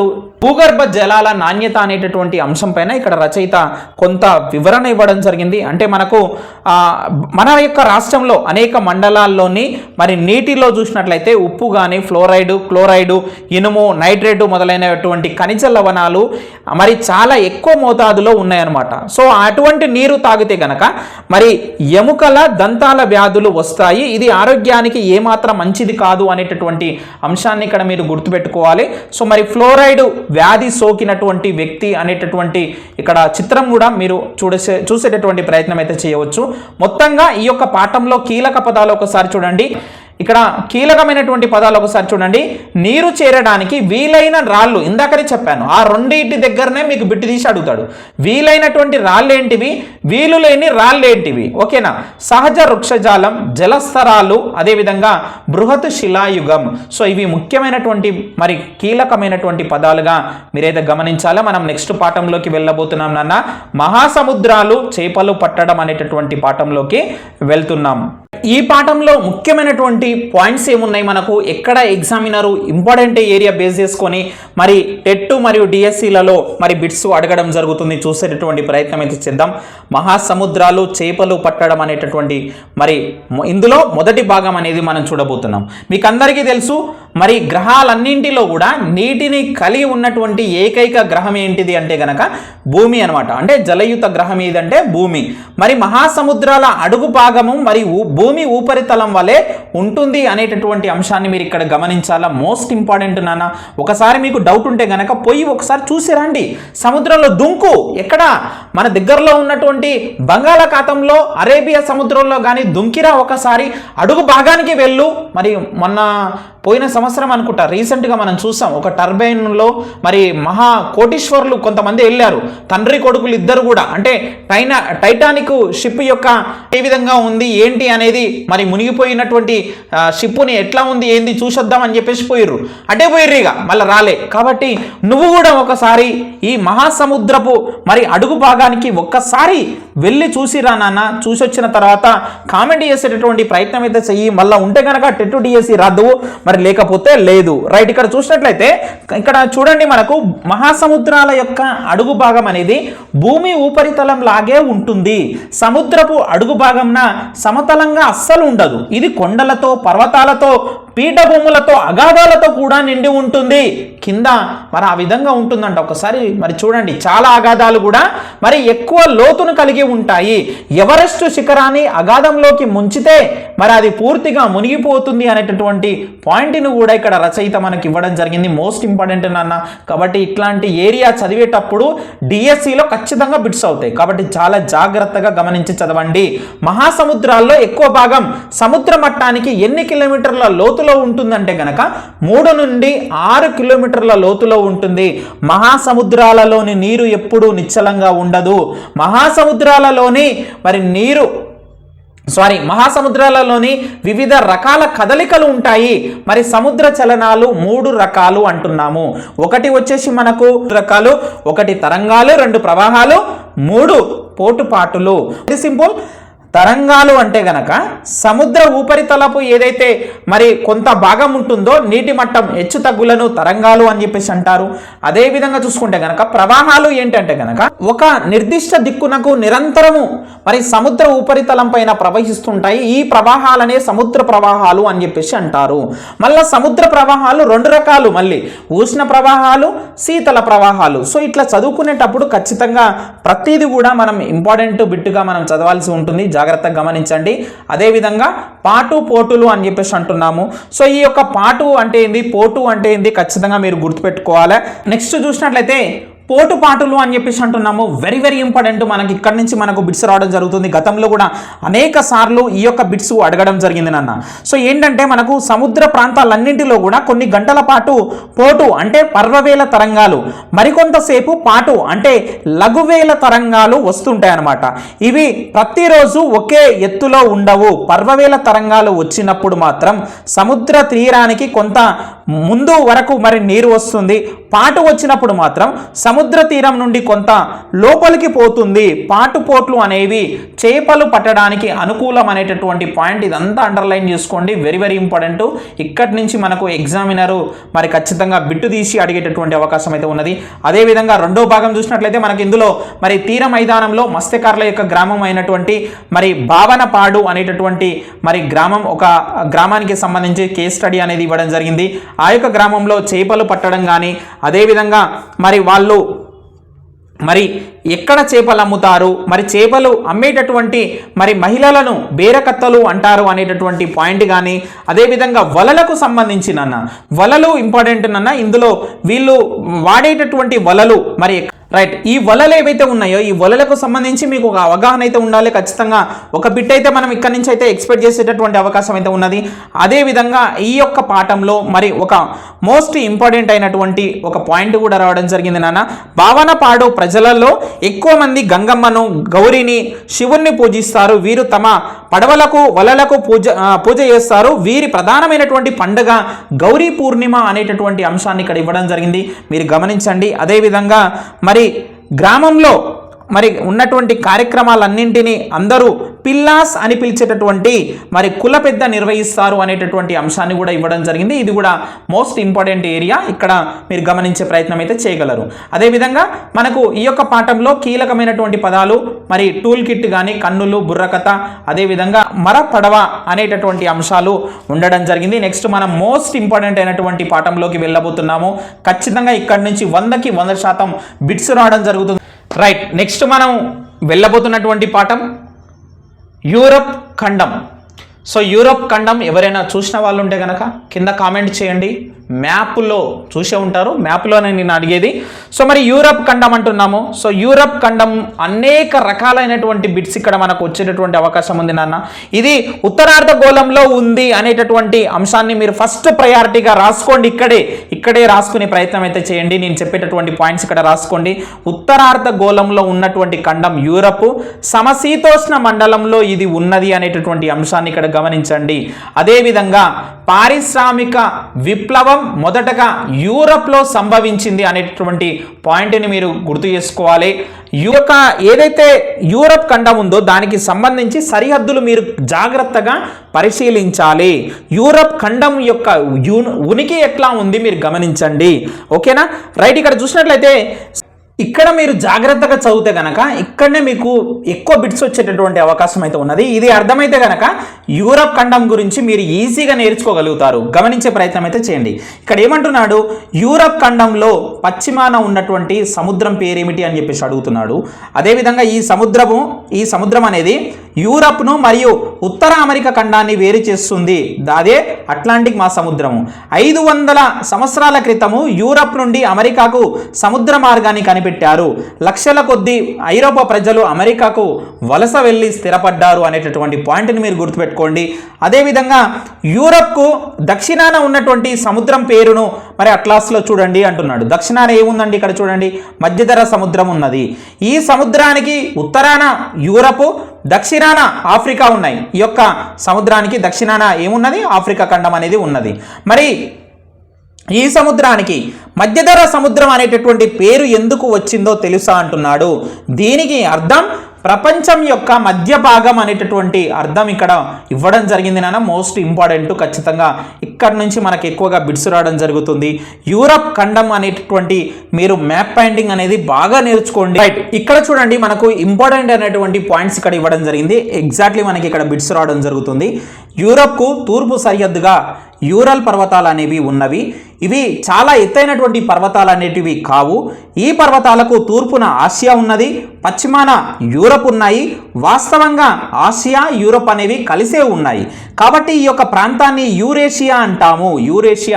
Very very important నాన్న.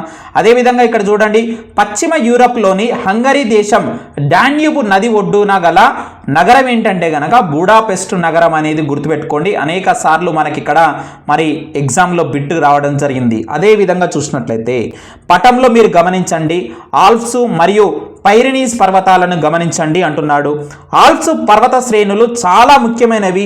అవి సంవత్సరం పొడవునా మంచుతో కప్పబడి ఉంటాయి. సంవత్సరం మొత్తం మంచుతో కప్పబడి యూరప్లో ఉండేటటువంటి పర్వతాలు ఏంటి, పర్వత శ్రేణి ఏంటి అంటాడు. ఆల్ప్స్ అని చెప్పేసి గుర్తుపెట్టుకునే ప్రయత్నం అయితే చేయనా. Very very important, most important. అదేవిధంగా చూసినట్లయితే మనకు ఈ యొక్క పాఠంలో రైట్ ఇంకా ముఖ్యమైనటువంటి పాయింట్స్ ఇక్కడ అండర్లైన్ చేసుకోండి. దక్షిణ యూరప్ ఖండము సరిహద్దులలో కాస్పియన్ సముద్రానికి నల్ల సముద్రానికి మధ్యన కాకసస్ పర్వతాలు ఉన్నాయి. అనేక సార్లు ఈ బిట్ రావడం జరిగింది. మళ్ళీ చెప్తున్నాను, రిపీట్ అవుతుంది ఇది. మరి అవి కూడా చాలా ఎత్తైనవి, సంవత్సరం అంతా మంచుతో కప్పబడి ఉంటాయి. కాకసస్ పర్వతాలు వెరీ వెరీ ఇంపార్టెంట్ నాన్న. అండర్లైన్ చేసుకునే మరి ప్రయత్నం అయితే చేయండి. మోస్ట్ ఇంపార్టెంట్ అని చెప్తున్నాను. అదేవిధంగా యూరప్ ఖండంలో కొన్ని నదులకు సంబంధించి ముఖ్యమైనటువంటి పాయింట్స్ ఇవ్వడం జరిగింది. వోల్గా, నైపర్ నదులు కానీ, అదేవిధంగా మరి రైన్ నదికి సంబంధించి కానీ ఒక పాయింట్ ఇవ్వడం జరిగింది. ఈ యొక్క రైన్ నది అనేది చాలా ముఖ్యమైనది అంటున్నాడు. ఎందుకంటే గనక మరి చాలా ప్రదేశాలలో ప్రవహిస్తూ ఉత్తర సముద్రంలో కలుస్తుంది అంటున్నాడు. ఇది అంతర్జాతీయ వ్యాపారానికి అనువుగా ఉంటుంది అని చెప్పేసి చెప్పడం జరిగింది. ఇది ఏ సముద్రంలో, రైన్ నది ఏ సముద్రంలో కలుస్తుందంటే ఉత్తర సముద్రంలో కలుస్తుంది అనేటటువంటి పాయింట్ని కూడా మీరు అండర్లైన్ చేసుకోవాలా. Most important. అదేవిధంగా ఓకేనా, అది క్లియర్. ఈ యొక్క రాజకీయ పటం మీద మీరు ఎక్కువగా వర్క్ చేస్తే కనుక మీకు ఎక్కువగా బిట్స్ ఇక్కడి నుంచే వస్తాయి. గమనించేటటువంటి ప్రయత్నం అయితే చేయండి. అదేవిధంగా రైట్, యూరప్ భౌతిక పటం అని ఇవ్వడం జరిగింది. ఈ యూరప్ పటం అనేది మీరు ఎంతసేపు అబ్జర్వ్ చేస్తే కనుక మీకు అన్ని బిట్స్ తెలుస్తాయండి. ఇక్కడ చూడండి, మనకు యూరల్ పర్వతాలు ఏ దిక్కులో ఉన్నాయి, వోల్గా నది కానీ, కాస్పియన్ సముద్రం కానీ, కాకసస్ పర్వతాలు కానీ, తర్వాత చూసినట్లయితే మనకు నైపర్ నది కానీ. ఓకేనా, సో చాలా అంశాలు మనకు ఇందులో తెలియడం జరుగుతుంది. కాబట్టి మీరు గమనించే ప్రయత్నం అయితే చేయండి. మ్యాప్ పాయింటింగ్ అనేది వెరీ వెరీ ఇంపార్టెంట్. ఇక్కడ మీకు దీనిపైన పైన మంచి గ్రిప్ అనేది వస్తే కనుక మీరు అనేకమైనటువంటి బిట్స్ ఏ విధంగా అడిగినా కానీ మీరు చేయగలుగుతారు. కాబట్టి గమనించే ప్రయత్నం అయితే చేయండి. అరి క్లియర్? ఇక్కడ చాలా ముఖ్యమైనటువంటి పాయింట్ అండి. సో నోట్ చేసుకోండి, అండర్లైన్ చేసుకోండి. అనేక సార్లు ఎగ్జామ్లో అడగడం జరిగింది. వోల్గా నది కాస్పియన్ సముద్రంలో కలుస్తుందండి. సో వోల్గా నది ఏ సముద్రంలో కలుస్తుంది అనేది వెరీ వెరీ ఇంపార్టెంట్. అది ఒక పెద్ద సరస్సు లాంటిది. అదేవిధంగా ఈ పాఠంలో ముఖ్యమైనటువంటి పాయింట్స్ అండి. ఇక్కడ మీరు మిస్ చేస్తే మాత్రం బిట్టు మిస్ అవుతారు, 100% చెప్తున్నాను. ఇక్కడ నదులు ఇవ్వడం జరిగింది, అదేవిధంగా మహాసముద్రం, సముద్రం ఇవ్వడం జరిగింది. అంటే ఈ యొక్క నదులు ఏ యొక్క సముద్రంలో కలుస్తున్నాయి అనేటటువంటి పాయింట్స్ ఇక్కడ మీరు పాఠం మొత్తం పూర్తిగా చదువుకొని రాసుకునే ప్రయత్నం అయితే చేయండి. మోస్ట్ ఇంపార్టెంట్, ఇక్కడ నుంచి మనకు బిట్స్ తీసి అడగడం జరుగుతుంది. తర్వాత మనకు చూసినట్లయితే రైన్ నది, మనం చెప్పాము రైన్ నది ఉత్తర సముద్రంలో కలవడం జరుగుతుంది. ఓకేనా? అదేవిధంగా చూసినట్లయితే వోల్గా నది చెప్పడం జరిగింది, ఇక్కడ కాస్పియన్ సముద్రంలో కలుస్తుంది. నైపర్, డాన్ ఇట్లాంటి నదులు నల్ల సముద్రంలో కలుస్తాయి. అదేవిధంగా చూసినట్లయితే మనకు పో అనేటటువంటి నది ఇటలీలో ఉంటుంది, ఎడ్రియాటిక్ సముద్రంలో కలుస్తుంది. ఇట్లాంటి అంశాలు మీరు ఖచ్చితంగా ఇక్కడ రాసుకునే ప్రయత్నం అయితే చేయాలి నాన్న. మోస్ట్ ఇంపార్టెంట్ చెప్తున్నాను, మళ్ళీ చెప్తున్నాను. ఖచ్చితంగా ఇంత గ్రిప్ ఉంటేనే మీరు స్కూల్ అసిస్టెంట్ జాబ్ కొట్టగలుగుతారు. గమనించండి, ద్వీపకల్పం, ద్వీపాలు, అఖాతాలు, గల్ఫ్స్. సో వీటికి సంబంధించి ఖచ్చితంగా ఒక ప్రశ్న రావడం జరుగుతుంది. అసలు మనకు ద్వీపం అంటే ఏమిటి, ద్వీపకల్పం అంటే ఏమిటి, ఇవన్నీ అవగాహన ఉండాలి. ఓకేనా? రైట్. ఇక్కడ గమనించండి, ఇటలీకి 3 వైపులా సముద్రం ఆవరించి ఉంది, 3 వైపులా నీరు ఉండి ఒకవైపు భూభాగం అనేది ఉంటే కనుక దాన్ని మనం ద్వీపకల్పం అని చెప్పేసి అంటున్నాము. నార్వే, స్వీడన్ కూడా దానిలో భాగమే. ఈ ద్వీపకల్పాన్నే మనము స్కాండినేవియా ద్వీపకల్పం అంటున్నాము. మోస్ట్ ఇంపార్టెంట్ ఇక్కడ పాయింట్ ఏంటంటే కనుక స్కాండినేవియా ద్వీపకల్పం అంటే కనుక డెన్మార్క్, నార్వే, స్వీడన్ వీటన్నిటిని కలిపితే కనుక స్కాండినేవియా ద్వీపకల్పం అని చెప్పేసి అంటాము. ఈ యొక్క పటం ఏదైతే కింద ఇచ్చాడో ఈ పటంలో, ఈ చిత్రంలో మనకు అనేక అంశాలు కూడా తెలుస్తాయి. జాగ్రత్తగా గమనించండి. ఇక్కడ అఖాతం అంటే ఏమిటి, సో అఖాతం ఏంటి, వచ్చినట్టు అంటే ఇక్కడ లోపలికి చొచ్చుకొచ్చినటువంటి ప్రాంతాన్ని మనము సింధు శాఖ, గల్ఫ్ అని చెప్పేసి పిలుస్తాము. అదేవిధంగా చూసినట్లయితే ఇది ద్వీపకల్పము, ఇది దీవి. ఓకేనా? సో ఇట్లాంటి అంశాలు మీరు గమనించాలి. ఎప్పుడు ఏ పటం ఇచ్చినా కానీ ద్వీపకల్పం, అఖాతం అంటే ఏంటి అనేటటువంటి అంశాలు ఇక్కడ మనకి ఇవ్వడం జరిగింది. అట్లా గమనించి మనము అక్కడే రాసుకునేటటువంటి ప్రయత్నం అయితే చేశారంటే కనుక మీరు ఎప్పటికీ మర్చిపోరు. రైట్. ఇక్కడ మోస్ట్ ఇంపార్టెంట్ అనేటువంటి పాయింట్, మరొక పాయింట్ గుర్తుపెట్టుకోండి. యూరప్ ఖండంలో కొన్ని దేశాలు 3 వైపులా నీరు గల దేశాలు కాకుండా 4 వైపులా నీరుండి ఒక వైపున కూడా భూభాగం లేనటువంటి ద్వీప దేశాలు ఉన్నాయి. అందులో గ్రేట్ బ్రిటన్ ఒకటి అనేటటువంటి పాయింట్ కూడా మీరు అండర్లైన్ చేసుకుని చదివేటటువంటి ప్రయత్నం అయితే చేయండి.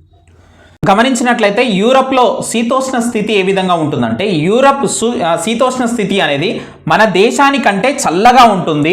అనేక యూరప్ దేశాలలో మరి చలికాలంలో మంచు కురుస్తుంది అనేటటువంటి పాయింట్ని ఇక్కడ మీరు జాగ్రత్తగా గమనించండి. అదేవిధంగా పశ్చిమ పవనాలు అనేటటువంటి అంశం ఇక్కడ ఇవ్వడం జరిగింది. మోస్ట్ ఇంపార్టెంట్ నాన్న.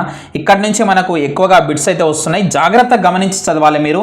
అదేవిధంగా కవోష్ణ సముద్ర ప్రవాహాలు అంటున్నాము. సో వీటినే సముద్ర ప్రవాహాలు అని కూడా పిలుస్తారు. వీటి నుంచి ఖచ్చితంగా ఒక బిట్ ఎక్స్పెక్ట్ చేయొచ్చు మనము. ఈసారి మనకు ఇటు టెట్లో కానీ డిఎస్సిలో కానీ ప్రతిసారి మరి బిట్స్ అడుగుతున్నటువంటి ఏరియా ఇది ఖచ్చితంగా అని చెప్పవచ్చు. మోస్ట్ ఇంపార్టెంట్, 1కి 2 సార్లు చదివేటటువంటి ప్రయత్నం అయితే చేయండి. అండర్లైన్ చేసుకొని చదివేటటువంటి ప్రయత్నం అయితే చేయండి. కొన్ని ప్రవాహాలు ఏవైతే ఉన్నాయో మరి యూరప్ వైపు వీస్తాయి అనమాట. ఈ ప్రవాహాలు యూరప్లోని పశ్చిమ తీర ప్రాంతాలను తాకుతాయి. ఈ ప్రవాహాలను అమెరికాలో ఏమని పిలుస్తారు? గల్ఫ్ స్ట్రీమ్ అంటాము. స్ట్రీమ్ అనగా వేగంగా ప్రవహించేది అని చెప్పేసి అంటారు. అదేవిధంగా ఐరోపాలో ఉత్తర అట్లాంటిక్ డ్రిఫ్ట్, అంటే డ్రిఫ్ట్ అంటే ఏంది, నిదానంగా ప్రవహించేది అని చెప్పేసి అంటారు అనేటటువంటి పాయింట్ని మీరు అండర్లైన్ చేసుకొని చదివేటటువంటి ప్రయత్నం అయితే చేయండి. అదేవిధంగా ఇక్కడ మనకు పటాలు ఇవ్వడం జరిగింది, పశ్చిమ పవనాలు మరియు గల్ఫ్ స్ట్రీమ్కి సంబంధించి. సో ఇవి ఏ విధంగా పయనిస్తున్నాయి అనేటటువంటి అంశాన్ని మీరు ఇక్కడ అవగాహన చేసుకొని చదవాల్సినటువంటి అవసరం. రైట్. ఇక్కడ మరొక ముఖ్యమైనటువంటి పాయింట్ అండి, మనకు అనేక సార్లు ఎగ్జామ్లో అడిగారు. సో డాగరు బ్యాంకుకు సంబంధించి మరి ఒక మనకు పదం ఇవ్వడం జరిగింది. అంటే ఇక్కడ గమనించే ప్రయత్నం అయితే చేయండి. బ్రిటన్కు సమీపంలోని ఉత్తర సముద్రం వద్ద, ఏ సముద్రం వద్ద అని చెప్పేసి కూడా బిట్టు తీస్తాడు. ఉత్తర సముద్రం వద్ద మత్స్య పరిశ్రమ అభివృద్ధి చెందినది. ఈ ప్రాంతాన్ని డాగర్ బ్యాంకు అని చెప్పేసి మరి పిలవడం అయితే జరుగుతుందన్నమాట. అంటే మనకు ఇక్కడ దీనివల్ల తెలుస్తుంది ఏంటంటే ఐరోపా ప్రజలకు మరి చేపలు ప్రధాన ఆహారం. కాబట్టి చేపల వేట యూరప్లో ప్రధాన పరిశ్రమగా ఉన్నది అనేటటువంటి పాయింట్ని కూడా ఇక్కడ మీరు గమనించాలి. అదేవిధంగా చూసినట్లయితే మనకు యూరప్ ఖండంలో ఎన్ని కాలాలు ఉంటాయి, వ్యవసాయం ఎట్లా చేస్తారు, 4 కాలాలు ఉంటాయి. వ్యవసాయం ఏ విధంగా చేస్తారు, ఎలాంటి పంటలు పండిస్తారు, 4 కాలాలు ఏవంటే కనుక చలికాలం, వసంతకాలం, వేసవి కాలం, శరత్కాలం 4 కాలాలుగా విభజించడం జరిగింది. మరి ఇక్కడ ఎలాంటి పంటలు పండిస్తారు అంటే వసంతకాలంలో చూసినట్లయితే మనకు మరి గోధుమ, రై, బార్లీ, మొక్కజొన్న, బీట్రూట్, ఓట్స్ ముఖ్యమైనటువంటి పంటలు. వేసవి కాలంలో చూసినట్లయితే మనకు యూరప్లో వ్యవసాయానికి వేసవి కాలం అనుకూలమైనది అనేటటువంటి పాయింట్ను గుర్తుపెట్టుకోవాలా మీరు. అదేవిధంగా మనకి ఇక్కడ ఇంకొక ముఖ్యమైనటువంటి పాయింట్ ఏంటంటే కనుక నార్వే, స్వీడన్ వంటి దేశాలు మరి అర్ధరాత్రి మరి సూర్యుడు ఉదయించేటటువంటి దేశాలుగా మనం పిలుస్తున్నాము. ఇలాంటి దేశాలను సూర్యుడు మరి అర్ధరాత్రి సూర్యుడు గల దేశాలుగా పిలుస్తాం. మీకు అందరికీ తెలుసు. ఇట్లాంటి ముఖ్యమైనటువంటి పాయింట్స్ అయితే మీరు గమనించాలి ఈ యొక్క పాఠంలో. అదేవిధంగా చూసినట్లయితే మనకు నెక్స్ట్ ఇక్కడ చూడండి చలికాలం, వసంతకాలం, వేసవి కాలం, శరత్కాలం ఈ యొక్క 4 కాలాల్లో మరి అక్కడ ఉన్నటువంటి వాతావరణం ఎలా ఉంది అనేటటువంటి మీరు అంశాన్ని ఇక్కడ గమనించాలా. అదేవిధంగా చూసినట్లయితే మనకి ఈ యొక్క పాఠంలో కొన్ని ముఖ్యమైనటువంటి పాయింట్స్ ఇవ్వడం జరిగింది. ఏది భూమి వ్యవసాయం అనేటటువంటి అంశాల దగ్గర మనకి ఇవి పేర్కొనడం జరిగింది. భారతదేశంలో ఇంచుమించు 55% మాత్రమే వ్యవసాయానికి మరి వ్యవసాయ భూమి ఉంది అని చెప్పేసి పేర్కొనడం జరిగింది. మరి కొన్ని దేశాల్లో తక్కువగా ఉంది, కొన్ని దేశాల్లో ఎక్కువగా ఉంది అనేటటువంటి పాయింట్ని అయితే గుర్తుపెట్టుకోండి. చూడొచ్చు మీరు హాలాండ్ అంటే డచ్లో వ్యవసాయానికి పనికి వచ్చే భూమి చాలా తక్కువ. వారికి తీవ్రమైనటువంటి భూభాగపు కొరత ఉంది. అందుకే వారు మరి గతంలో సముద్ర జలాలతో నిండి ఉన్నటువంటి ప్రాంతంలో మరి నీటిని వెనుకకు మళ్లించి గోడలు కట్టి డైక్స్ ఆ ప్రాంతంలో కొద్దిపాటి వ్యవసాయం చేస్తారనమాట. సో ఈ భూమిని మనం ఫోల్డర్ అని చెప్పేసి పిలవడం జరుగుతుంది అనేటటువంటి పాయింట్ను కూడా మీరు అండర్లైన్ చేసుకోండి. అదేవిధంగా ఈ యొక్క పాఠంలో చూసినట్లయితే మనకు 500 సంవత్సరాల క్రితం పశ్చిమ ఐరోపా నావికులు, వ్యాపారస్తులు భారతదేశానికి కొత్త మార్గాలను అన్వేషించడం ప్రారంభించారు అనేటటువంటి పాయింట్ని ఇక్కడ మీరు అండర్లైన్ చేసుకోండి. అరబు దేశాలు తరచుగా ఐరోపా వారితో యుద్ధాలు చేయడం వల్ల వారికి కొత్త మార్గాల యొక్క అన్వేషణ అనేది అవసరమైంది అనేటటువంటి పాయింట్ కానీ, అదేవిధంగా ఇటలీ నావికుడు క్రిస్టోఫర్ కొలంబస్ మరి చేసినటువంటి మరి అన్వేషణకు సంబంధించి కానీ, అదేవిధంగా క్రీస్తు శకం 1492లో కొలంబస్కి మరి ఏం చేశాడు ఏంటి అనేటటువంటి వివరాలన్నీ కూడా మనం గత పాఠంలోనే చూసాము. సో ఇట్లాంటివన్నీ కూడా మీరు ఈ పాఠంలో ముఖ్యంగా అండర్లైన్ చేసుకొని చదవాల్సినటువంటి అవసరం అయితే ఎంతైనా ఉన్నది అని చెప్పేసి గుర్తుపెట్టుకోండి. నాన్న ఇక్కడ గమనించండి, పూర్తిగా ఉత్తరార్ధ గోళంలో ఉన్నటువంటి ఖండాలు ఐరోపా ఖండం, ఉత్తర అమెరికా అనేటటువంటి పాయింట్ ఇక్కడ రాసుకోండి. ఐరోపా ఖండాన్ని, ఆసియా ఖండాన్ని మరి వేరు చేసేటటువంటి పర్వతాలు ఏంటి అంటే కనుక యూరల్ పర్వతాలు. వెరీ వెరీ ఇంపార్టెంట్ నాన్న. కాస్పియన్ సముద్రానికి, నల్ల సముద్రానికి మధ్యలో ఏ పర్వతాలు ఉంటాయి అంటే కనుక కాకసస్ పర్వతాలు. ఇది కూడా వెరీ ఇంపార్టెంట్. ఈ పాఠంలో గమనించే ప్రయత్నం అయితే చెయ్యండి. మోస్ట్ ఇంపార్టెంట్ కీలక పదాలు ఇక్కడ గమనించినట్లయితే ద్వీపకల్పం, ద్వీపం, అఖాతం, ప్రవాహాలు, గల్ఫ్, శీతోష్ణ స్థితి, వీటి మీదనే మనకు ఖచ్చితంగా బిట్స్ తీసి అడిగేటటువంటి అవకాశం అయితే కనిపిస్తుంది. అదేవిధంగా ఫిన్లాండ్ని మనం 1000 సరస్సుల దేశం అని చెప్పేసి పిలుస్తాము, రాసుకోండి. అదేవిధంగా నార్వే, స్వీడన్ అర్ధరాత్రి సూర్యుని దేశాలు మీకు అందరికీ తెలుసు. అదేవిధంగా చూసినట్లయితే నార్వే, స్వీడన్, డెన్మార్క్ స్కాండినేవియా దేశాలు. అదేవిధంగా పోర్చుగల్, స్పెయిన్ మరి ఐబీరియన్ ద్వీపకల్పం అని చెప్పేసి పిలవడం జరుగుతుంది. బ్రిటన్ని ఏమని పిలుస్తాం? రవి అస్తమించని సామ్రాజ్యం అని చెప్పేసి బ్రిటన్ని పిలుస్తాము. అదేవిధంగా చూసినట్లయితే మనకు ఐర్లాండ్ని పచ్చల ద్వీపం అని చెప్పేసి పిలుస్తాము. ఈ విధంగా రకరకాలైనటువంటి పాయింట్స్ ఇక్కడ మనమైతే గమనించేటటువంటి ప్రయత్నం అయితే చేయాలి. మొత్తానికైతే యూరప్ ఖండం అనేది కంప్లీట్ కావడం జరిగింది. మరి నెక్స్ట్ మనం చూడబోతున్నాము మరి ఆఫ్రికా ఖండం అండి.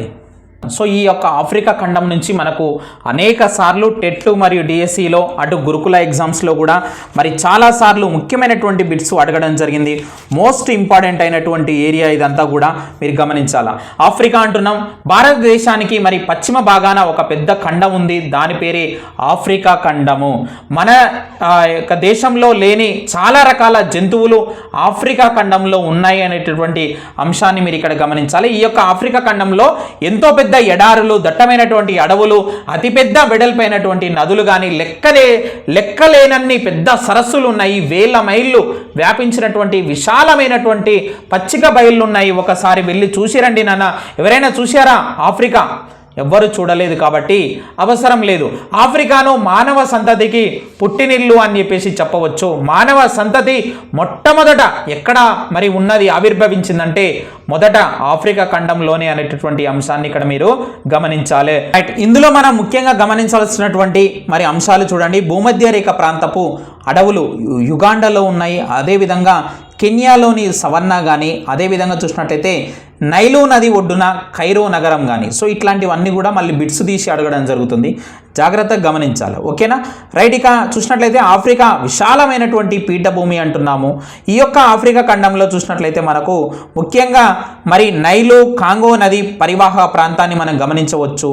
ఆఫ్రికాలో అత్యంత ఎత్తైనటువంటి పర్వత శిఖరం ఉన్నది టాంజానియాలోని కిలిమంజారో అనేటటువంటి పాట కూడా ఉన్నది రజనీకాంత్ది. మీరు ఈ గ్యాప్లో పాడేటటువంటి ప్రయత్నం అయితే చేయండి నాన్న. ఆ విధంగా మీకు ఎక్కువగా గుర్తుంటుందని చెప్పేసి మీరు గమనించాలా. ఇక్కడ గమనించండి, ఆఫ్రికా యొక్క భౌతిక పటం ఇవ్వడం జరిగింది మనకు. ఈ యొక్క పటంలో మనం చాలా అంశాలు మనం గమనించవచ్చు. ఆఫ్రికాలోని ఉత్తర భూభాగంలోని సగభాగం అనేది శుష్క ప్రాంతం. ఈ యొక్క శుష్క ప్రాంతాన్ని మనం సహారా ఎడారి అని చెప్పేసి పిలుస్తూ ఉన్నాము. అదేవిధంగా మనకు ఈ యొక్క ఆఫ్రికా ఖండంలో శుష్క ఎడారి ప్రాంతంలో కొన్ని చోట్ల ముళ్ళ పొదలు, చిన్న చిన్న గడ్డి మొక్కలు పెరుగుతాయి. మిగిలిన ప్రాంతం పూర్తిగా ఇసుక దిబ్బలతో, కొండరాళ్ళు, పర్వత రాళ్ళు మరి గులక రాళ్లతో నిండి ఉన్నదన్నమాట. దక్షిణ భాగంలో ఈ ప్రాంతం ఉంది. దీన్ని కలహారి ఎడారిగా పిలుస్తాము. ఇక్కడ చూడండి. సో ఇక్కడ మీరు చాలా అంటే చాలా పాయింట్స్ మీరు గమనించవచ్చు. నైజర్ నది కానీ, అదేవిధంగా మనకు వోల్టా నది కానీ, అదేవిధంగా కాంగో నది కానీ, అదేవిధంగా విక్టోరియా సరస్సు కానీ, అదేవిధంగా కిలిమంజారో పార్క్ కానీ, అదేవిధంగా న్యాసా సరస్సు కానీ, అనేకమైనటువంటి పాయింట్స్ ఇక్కడ మీరు గమనించండి. సో చాలా ఇంపార్టెంట్ అయినటువంటి ఏరియా ఇది. మనకు అనేక సార్లు బిట్స్ తీసి అడగడం జరిగింది, గమనించే ప్రయత్నం అయితే చేయండి. రైట్, ఇక నెక్స్ట్ చూసినట్లయితే మనకు ఇందులో ముఖ్యమైనటువంటి కొన్ని పాయింట్స్ మనకు ఎగ్జామినర్ టార్గెట్ చేసి మరి అడగడం జరుగుతుంది. ఇక్కడ గమనించే ప్రయత్నం అయితే చేయండి. నైలు నదికి సంబంధించి, ఈ నైలు నది అనేది సహారా ఎడారి గుండా ప్రవహిస్తుంది. అండర్లైన్ చేసుకోండి నాన్న, మోస్ట్ ఇంపార్టెంట్. పీఠభూమిలో విశాలమైనటువంటి సరస్సులను చూడండి అంటున్నాడు. ఆఫ్రికాలోని సరస్సులన్నింటికంటే విక్టోరియా సరస్సు అనేది పెద్దది. ఇది ప్రపంచంలోని మరి పరిశుభ్రమైనటువంటి నీరు లభించే పెద్ద సరస్సులలో ఒకటి అని చెప్పేసి అంటున్నాడు. నైలు నది ఈ సరస్సు నుంచే పుడుతుంది అనేటటువంటి పాయింట్ని మీరు ఇక్కడ గమనించాలి. ఓకేనా? Are you clear? అదేవిధంగా ఈ నది పుట్టినటువంటి ప్రాంతంలో ఎక్కువ వర్షపాతం ఉండడం వల్ల మరి ఎక్కువ నీరు ఉండి సహారీ ఎడారి గుండా ప్రవహిస్తూ మధ్యధరా సముద్రంలో కలుస్తుంది. ఇది ఎందులో కలుస్తుంది? మధ్యధరా సముద్రంలో కలుస్తుంది. నైలు నది ఈజిప్టు గుండా ప్రవహిస్తుంది అనేటటువంటి పాయింట్ని మీరు గుర్తుపెట్టుకోవాలా. మోస్ట్ ఇంపార్టెంట్ అయినటువంటి ఏరియా ఇది. అయితే ఈ యొక్క ఆఫ్రికా ఖండంకి సంబంధించి శీతోష్ణ స్థితి కొంత ఇంపార్టెంట్ అండి. మనకు ఖచ్చితంగా ఇక్కడి నుంచి బిట్స్ రావడం జరుగుతుంది.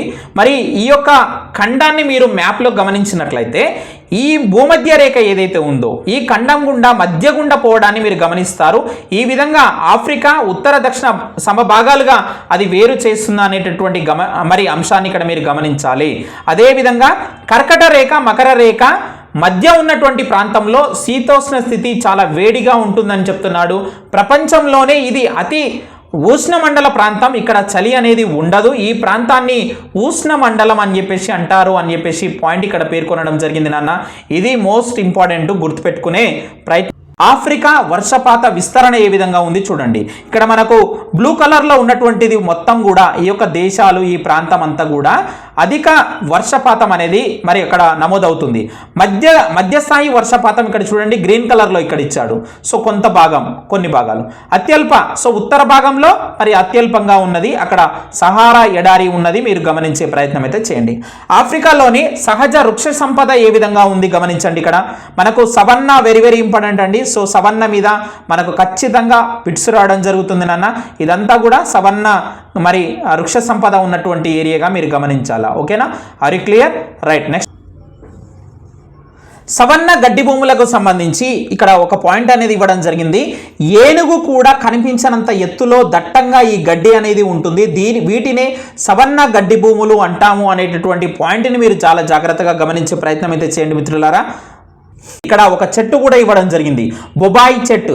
సో ఇక్కడ చాలా ఇంపార్టెంట్ ఈ బొబాయి చెట్టు ఏ ఖండంలో ఉన్నది, ఎక్కడ ఉన్నది, ఏంటి అని చెప్పేసి కూడా మీకు డైరెక్ట్గా బిట్టు అడిగేటటువంటి అవకాశం అయితే ఉన్నది. Africa, Europe, Asia. సో ఇందులో మనకు ముఖ్యంగా చూసుకుంటే కనుక ఈ యొక్క ప్రాంతం గురించి మనకి ఇది చీకటి ఖండం అని చెప్పేసి ఎందుకు అంటామంటే కనుక సో చాలా సంవత్సరాల వరకు ఆఫ్రికా గురించి తెలియదు. యూరోపియన్లకు ఆఫ్రికా సముద్ర తీర ప్రాంతంలోని ఉత్తర ప్రాంతాలు తెలియగా మరి భారతీయులకు అరబ్బు వ్యాపారులకు మాత్రం తూర్పు తీర ప్రాంతం గురించి తెలిసింది అనేటటువంటి అంశాన్ని ఇక్కడ ఇవ్వడం జరిగింది. మరి అట్లాంటిక్ మహాసముద్రం దాటుతూ వారు 500 సంవత్సరాల క్రితం యూరోపియన్లు మరి సముద్ర మార్గం గుండా భారతదేశాన్ని చేరుకోవడానికి ఆఫ్రికా చుట్టూ తిరిగి వచ్చేవారు. వారు సెయింట్ మదిరా, అజోర్స్ మరి ద్వీపాలలో ఆగేవారు వచ్చేటప్పుడు అనే పాయింట్ని ఇక్కడ ఇవ్వడం జరిగింది. ఈ ద్వీపాల నుంచి దక్షిణం వైపు ప్రయాణించడానికి వారు భయపడ్డారు.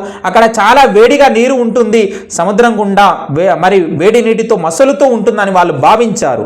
మరి 1498 సంవత్సరంలో పోర్చుగీస్ నావికుడు వాస్కో డి గామా మరి ఆఫ్రికా దక్షిణ ఆగ్రం వెళ్ళి అక్కడి నుంచి భారతదేశం చేరుకున్నాడు అనేటటువంటి పాయింట్ని ఇక్కడ ఇవ్వడం జరిగింది.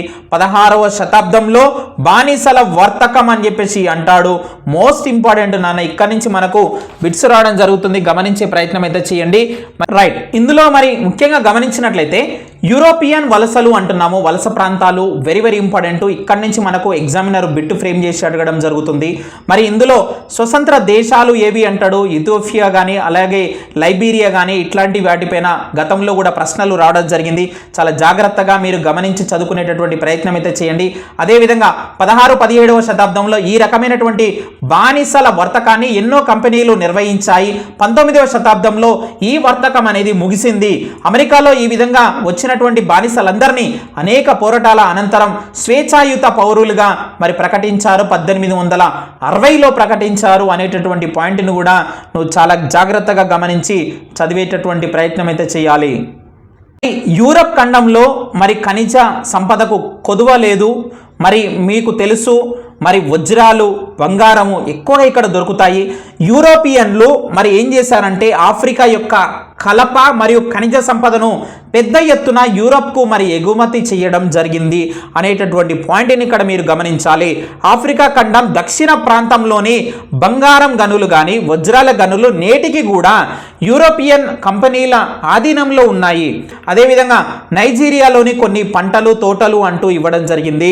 మరి ఇక్కడ చూసినట్లయితే చాక్లెట్లు మీరు తినే ఉంటారు, ఇప్పుడు కూడా వీడియో చూస్తూ కూడా తినేటటువంటి అమ్మాయిలు కూడా ఉంటారు, గమనించాలి. మరి వీటిని నైజీరియాలో పండే కోకోతో తయారు చేస్తారంట. అండర్లైన్ చేసుకోండి, ఖచ్చితంగా మీరు ఎప్పటికీ మర్చిపోరు.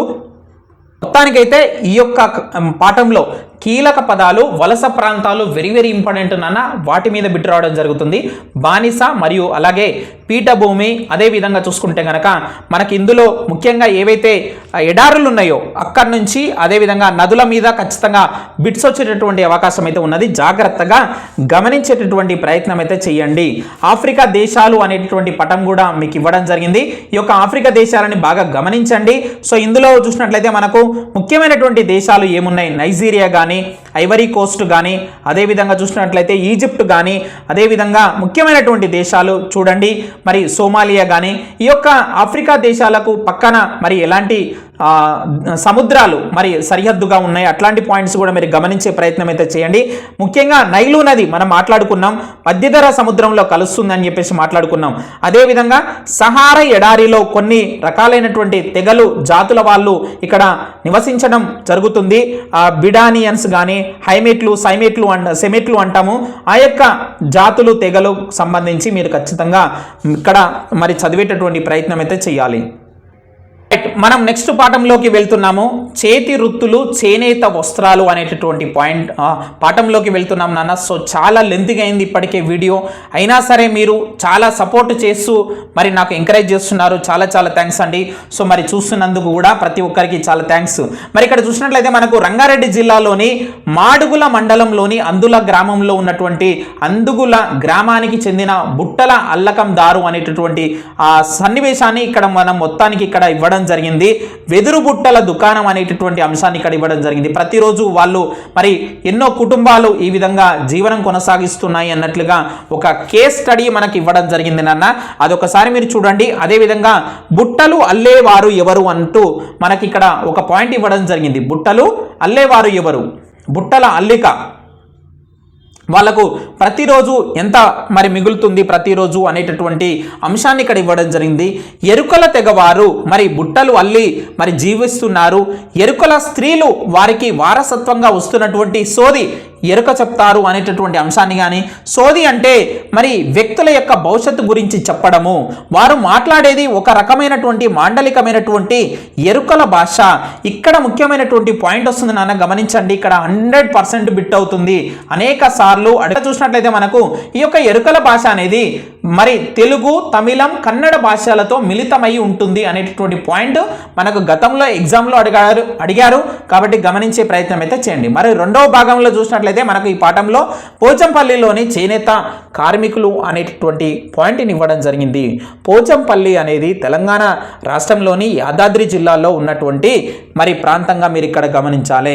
ఇక్కడ మరి అక్కడ ఉన్నటువంటి చేనేత కార్మికులు ప్రత్యేకమైనటువంటి ఇక్కత్, టై అండ్ డై చీరలు వేస్తారనమాట. సో అవి ప్రపంచ ప్రఖ్యాతి గాంచినవి అనేటటువంటి పాయింట్ని ఇక్కడ మీరు అండర్లైన్ చేసుకోండి. ఇక్కత్ అంటే ఏంటంటే మగ్గం మీద నేతకు ముందే మరి నూలుకు ఒక ప్రత్యేక పద్ధతిలో రంగులు అద్దడం అనే దాన్ని మనం ఇక్కత్ అంటాం. దీన్నే బందిని లేదా పోచంపల్లిగా పిలవడం జరుగుతుంది. పోచంపల్లి చీరలకు ఒక ప్రత్యేకమైనటువంటి మరి ప్రత్యేకత ఉన్నదనమాట. పోచంపల్లి చీరకు మరి చీరలోని గొప్పతనం తెలుసుకునేటటువంటి పాట కూడా ఉంది. చీరలు కట్టుకోవాలి అమ్మాయిలు, చాలా చక్కగా కనిపిస్తారు. మరి ఇప్పుడు అనేక రకాలైనటువంటి డ్రెస్సులు వచ్చాయి. పంజాబ్ డ్రెస్సులని, ఆ డ్రెస్సులని, జీన్స్లని, మరి చినిగిపోయిన డ్రెస్సులు రకరకాల వచ్చినాయి. అవన్నీ మనం వేసుకోకూడదు, మన పిల్లలకి నేర్పించకూడదు. రాబోయేటటువంటి తరానికి కూడా మనకు సాంప్రదాయబద్ధమైనటువంటి చీర కట్టు అనేది చాలా బాగుంటుంది అమ్మాయిలకు అని చెప్పేసి ఇక్కడ మీరు గుర్తుపెట్టుకోవాలా. రైట్, మనం ఆ విధంగా రాబోయే తరాలకు కూడా చెప్పాలి, మనం కట్టుకోవాలి. అందుకే మరి భారతదేశంలో పోచంపల్లి చీరకు మొట్టమొదట పెటెంట్ రైట్ అనేది లభించిందనమాట. సో అందువల్ల ప్రపంచంలో ఎక్కడ కూడా మరి పోచంపల్లి ఇక్కత్ డిజైన్ అనేది వినియోగించడానికి వీలు లేదు. మరి ప్రధానంగా ఇక్కత్ చీర అనగానే పోచంపల్లి మరి గుర్తుకొస్తుంది. పోచంపల్లి చీరలకు ఇక్కత్ బ్రాండ్ ఉంది అనేటటువంటి అంశాన్ని ఇక్కడ మీరు గమనించండి. వెరీ ఇంపార్టెంట్ అయినటువంటి ఏరియా.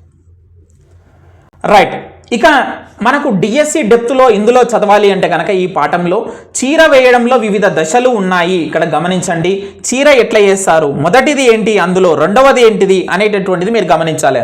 మొదటిది పట్టు దారాన్ని వడకడం కానీ, తర్వాత ఆ యొక్క పడుగుకు మరి వాడే దారాన్ని ఆసుపోస్తారు, పేక దారాన్ని రాట్నం మీద కండెలుగా చుడతారు, దారం మీద డిజైన్లు గుర్తులు వేసి మరి రంగు అంటకుండా మరి తెల్లగా ఉండవలసిన చోట్ల మరి కట్లు కట్టి రంగు మరి అద్దుతారు అనేటటువంటి పాయింట్స్ ఇక్కడ ఇవ్వడం జరిగింది. అంటే చీర వేయడంలో ఉన్నటువంటి వివిధ దశలు, ఈ దశలు కూడా మనకు ఎగ్జామ్లో మరి వెనక ముందు చేసి కూడా అడిగేటటువంటి అవకాశం అయితే ఉన్నది. గమనించండి, దారానికి రంగులు అద్దడం అనేటటువంటి పాయింట్ ఇక్కడ మనకి ఇవ్వడం జరిగింది నాన్న. ఏది అద్దుతే ఏ రంగు వస్తుంది అనేటటువంటి దాన్ని కూడా మీరు ఒకసారి చదవండి నాన్న. ఇప్పటికే మరి చాలా లెంతీగా అయింది వీడియో, కొంత స్పీడ్గా వెళ్ళేటటువంటి ప్రయత్నం అయితే చేద్దాం.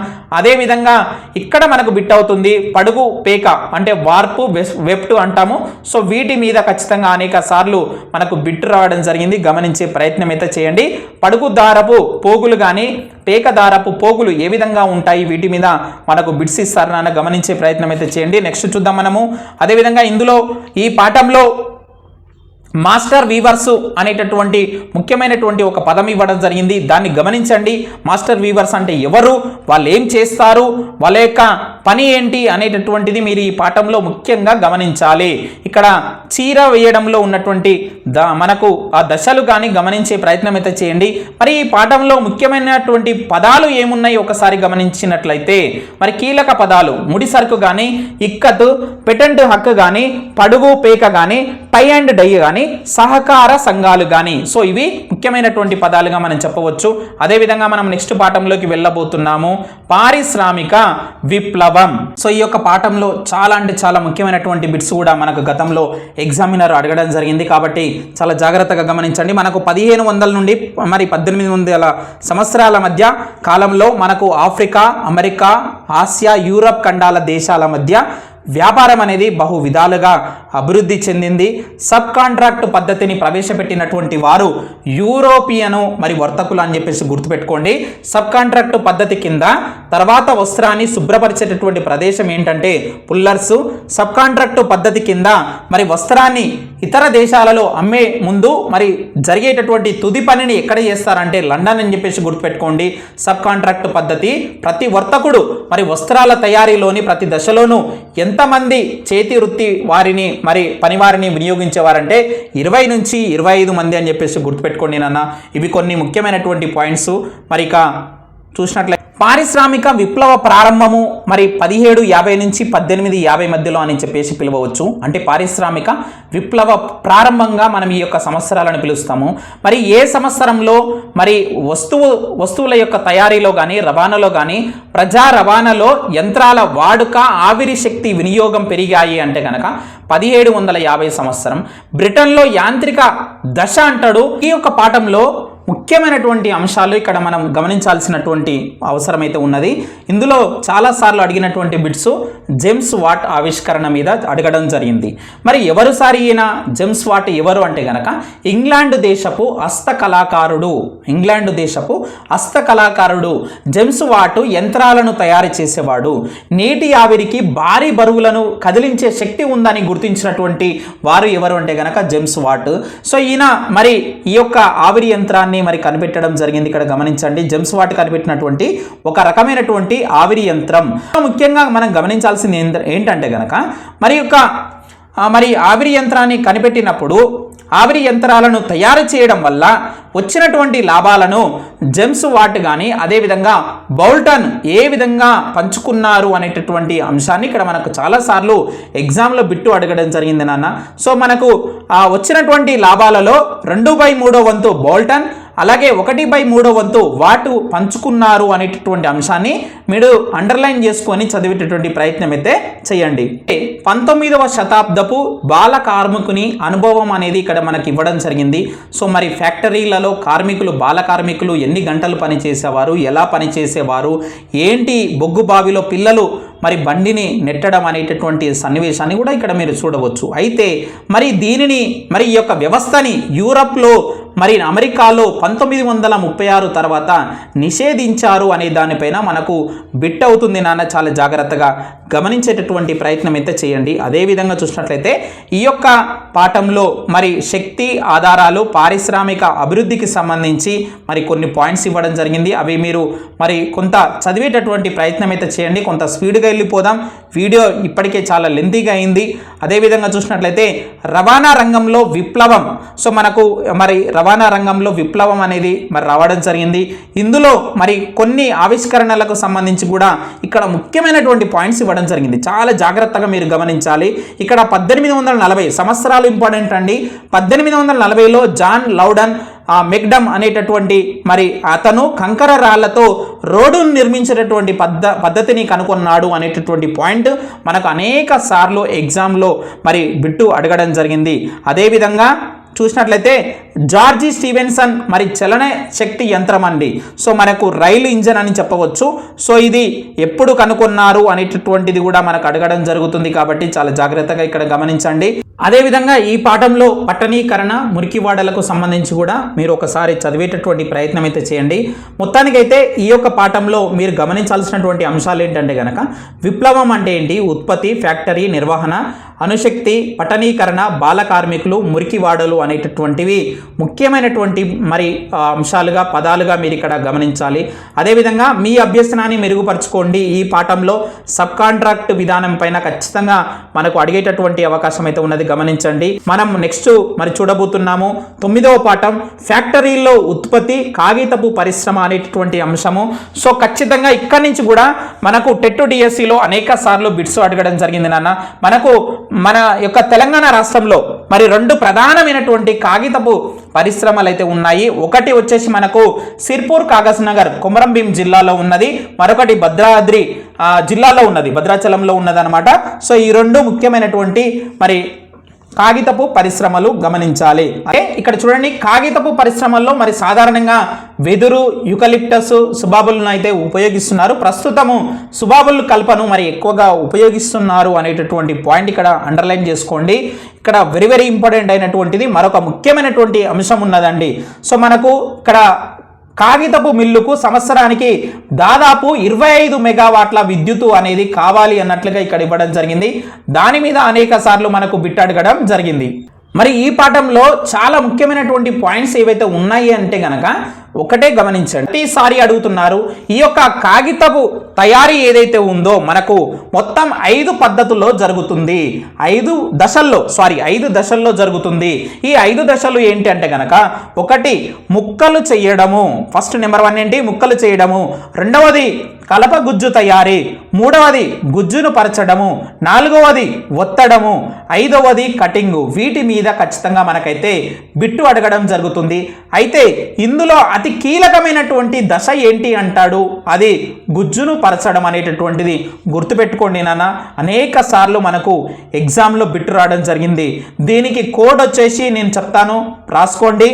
ముక్క కల గుజ్జు ఒక పేపరు ధర 5 రూపాయలు అనేటటువంటిది రాసుకోండి మళ్ళీ ఒకసారి.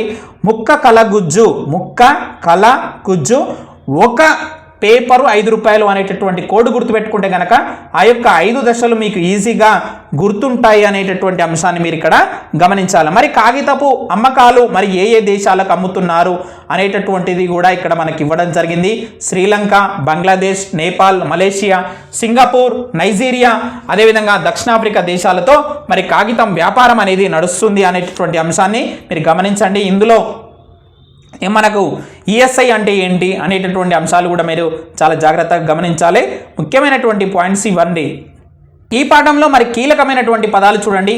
ఉత్పత్తి ప్రక్రియ, కన్వేయర్ బెల్ట్ కానీ, అదేవిధంగా ఫైబర్ లైన్ కానీ, లేబుల్ కానీ, భత్యం కానీ, బోనస్ కానీ, కాలుష్యము, పని గంటలు కానీ, ముడి సరుకులు ఈ యొక్క పాఠంలో ముఖ్యమైనటువంటి అంశాలుగా మనం ఇక్కడ చెప్పుకోవచ్చు. ఈ పాఠంతో మనము పార్ట్ 1 ఈ వీడియోని ఇంతటితో ఆపేస్తాము. పార్ట్ 2లో మళ్ళీ మిగిలిన చాప్టర్లకు సంబంధించి చూసేటటువంటి ప్రయత్నం అయితే చేద్దాం. రవాణా వ్యవస్థ ప్రాధాన్యత మనం నెక్స్ట్ చెప్పుకోబోయేటటువంటి పాఠం అండి. సో ఇందులో ముఖ్యంగా చూసుకుంటే కనుక చాలా ఇంపార్టెంట్ అయినటువంటి ఏరియా ఏముందో ఒకసారి చూసి వదిలేద్దాం. ఇక్కడ చూడండి, మనకు నేషనల్ హైవే జాతీయ రహదారి నెంబర్ 44 కి సంబంధించి ఇవ్వడం జరిగింది. ఈ యొక్క జాతీయ రహదారి నెంబర్ 44 అనేది ఉత్తరప్రదేశ్, మధ్యప్రదేశ్, మహారాష్ట్ర, తెలంగాణ, ఆంధ్రప్రదేశ్, కర్ణాటక, తమిళనాడు రాష్ట్రాల గుండా పోతుంది. రేపటి నాడు అడుగుతాడు ఈ యొక్క జాతీయ రహదారి నెంబర్ 44 అనేది ఏ రాష్ట్రాల గుండా వెళ్తుంది అని చెప్పేసి అడగడం జరుగుతుంది. కాబట్టి నాన్న జాగ్రత్తగా ఇక్కడ గమనించేటటువంటి ప్రయత్నం అయితే చేయండి. అదేవిధంగా ఇక్కడ గమనించండి, మనకు 1932లో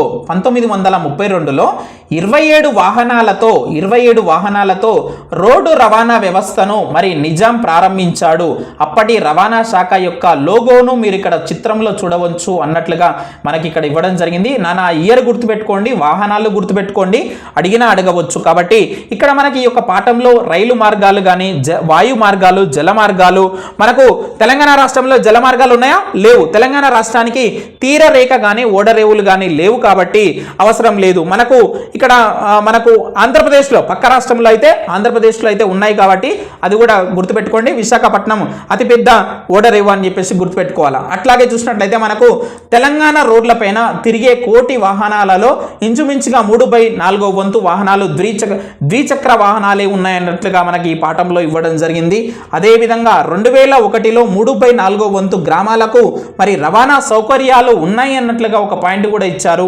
అదేవిధంగా చూసినట్లయితే ఇందులో మనకు మరి ముఖ్యంగా చెప్పదలుచుకున్నది ఏమంటే గనక అనేక సార్లు మనకు ఎగ్జామ్లో ఇక్కడ బిట్టు చేసి అడిగారండి. చాలా జాగ్రత్తగా గమనించండి మీరు. రోడ్డు భద్రతా వారోత్సవాలు. సో మరి ప్రతి సంవత్సరం మొదటి వారంలో రోడ్డు భద్రతా వారోత్సవాలు అనేవి నిర్వహిస్తారు అనేటటువంటి అంశాన్ని మీరు చాలా జాగ్రత్తగా ఇక్కడ గమనించండి. సో మరి ఇంతటితో మనము ఈ యొక్క పార్ట్ 1 7వ తరగతి సాంఘిక శాస్త్రంకి సంబంధించి మనం ఇంతటితో ఆపేస్తున్నామండి. మరి నెక్స్ట్ పార్ట్ 2లో మరి మిగతా అంశాలను చూసేటటువంటి ప్రయత్నం అయితే చేద్దాం. ఇందులో కీలక పదాలు చూడండి: సురక్షిత ప్రయాణము, రోడ్డు మార్గాలు, వాయు మార్గాలు, జల మార్గాలు, రైలు మార్గాలు, జాతీయ రహదారులు కానీ రాష్ట్ర రహదారులు, గ్రామీణ రహదారులు, పట్టణ రహదారులు, సరిహద్దు రహదారులు, ఇక్కడ టీఎస్ఆర్టీసీ రద్దీ అనేటటువంటి అంశాలు ఇందులో ఇవ్వడం జరిగింది. ఇక్కడ విశాఖపట్నం ఓడరేవు కూడా ఇక్కడ మీరు చూసే ప్రయత్నం అయితే చేయవచ్చు. సో ఇది ఫ్రెండ్స్ ఈ యొక్క వీడియోలో. మరి వీడియోని తప్పకుండా లైక్ చేసి సపోర్ట్ చేయండి. ఈ యొక్క వీడియో పైన మీ యొక్క ఒపీనియన్ కూడా మరి కామెంట్ రూపంలో తెలియచేయండి. Thank you very much.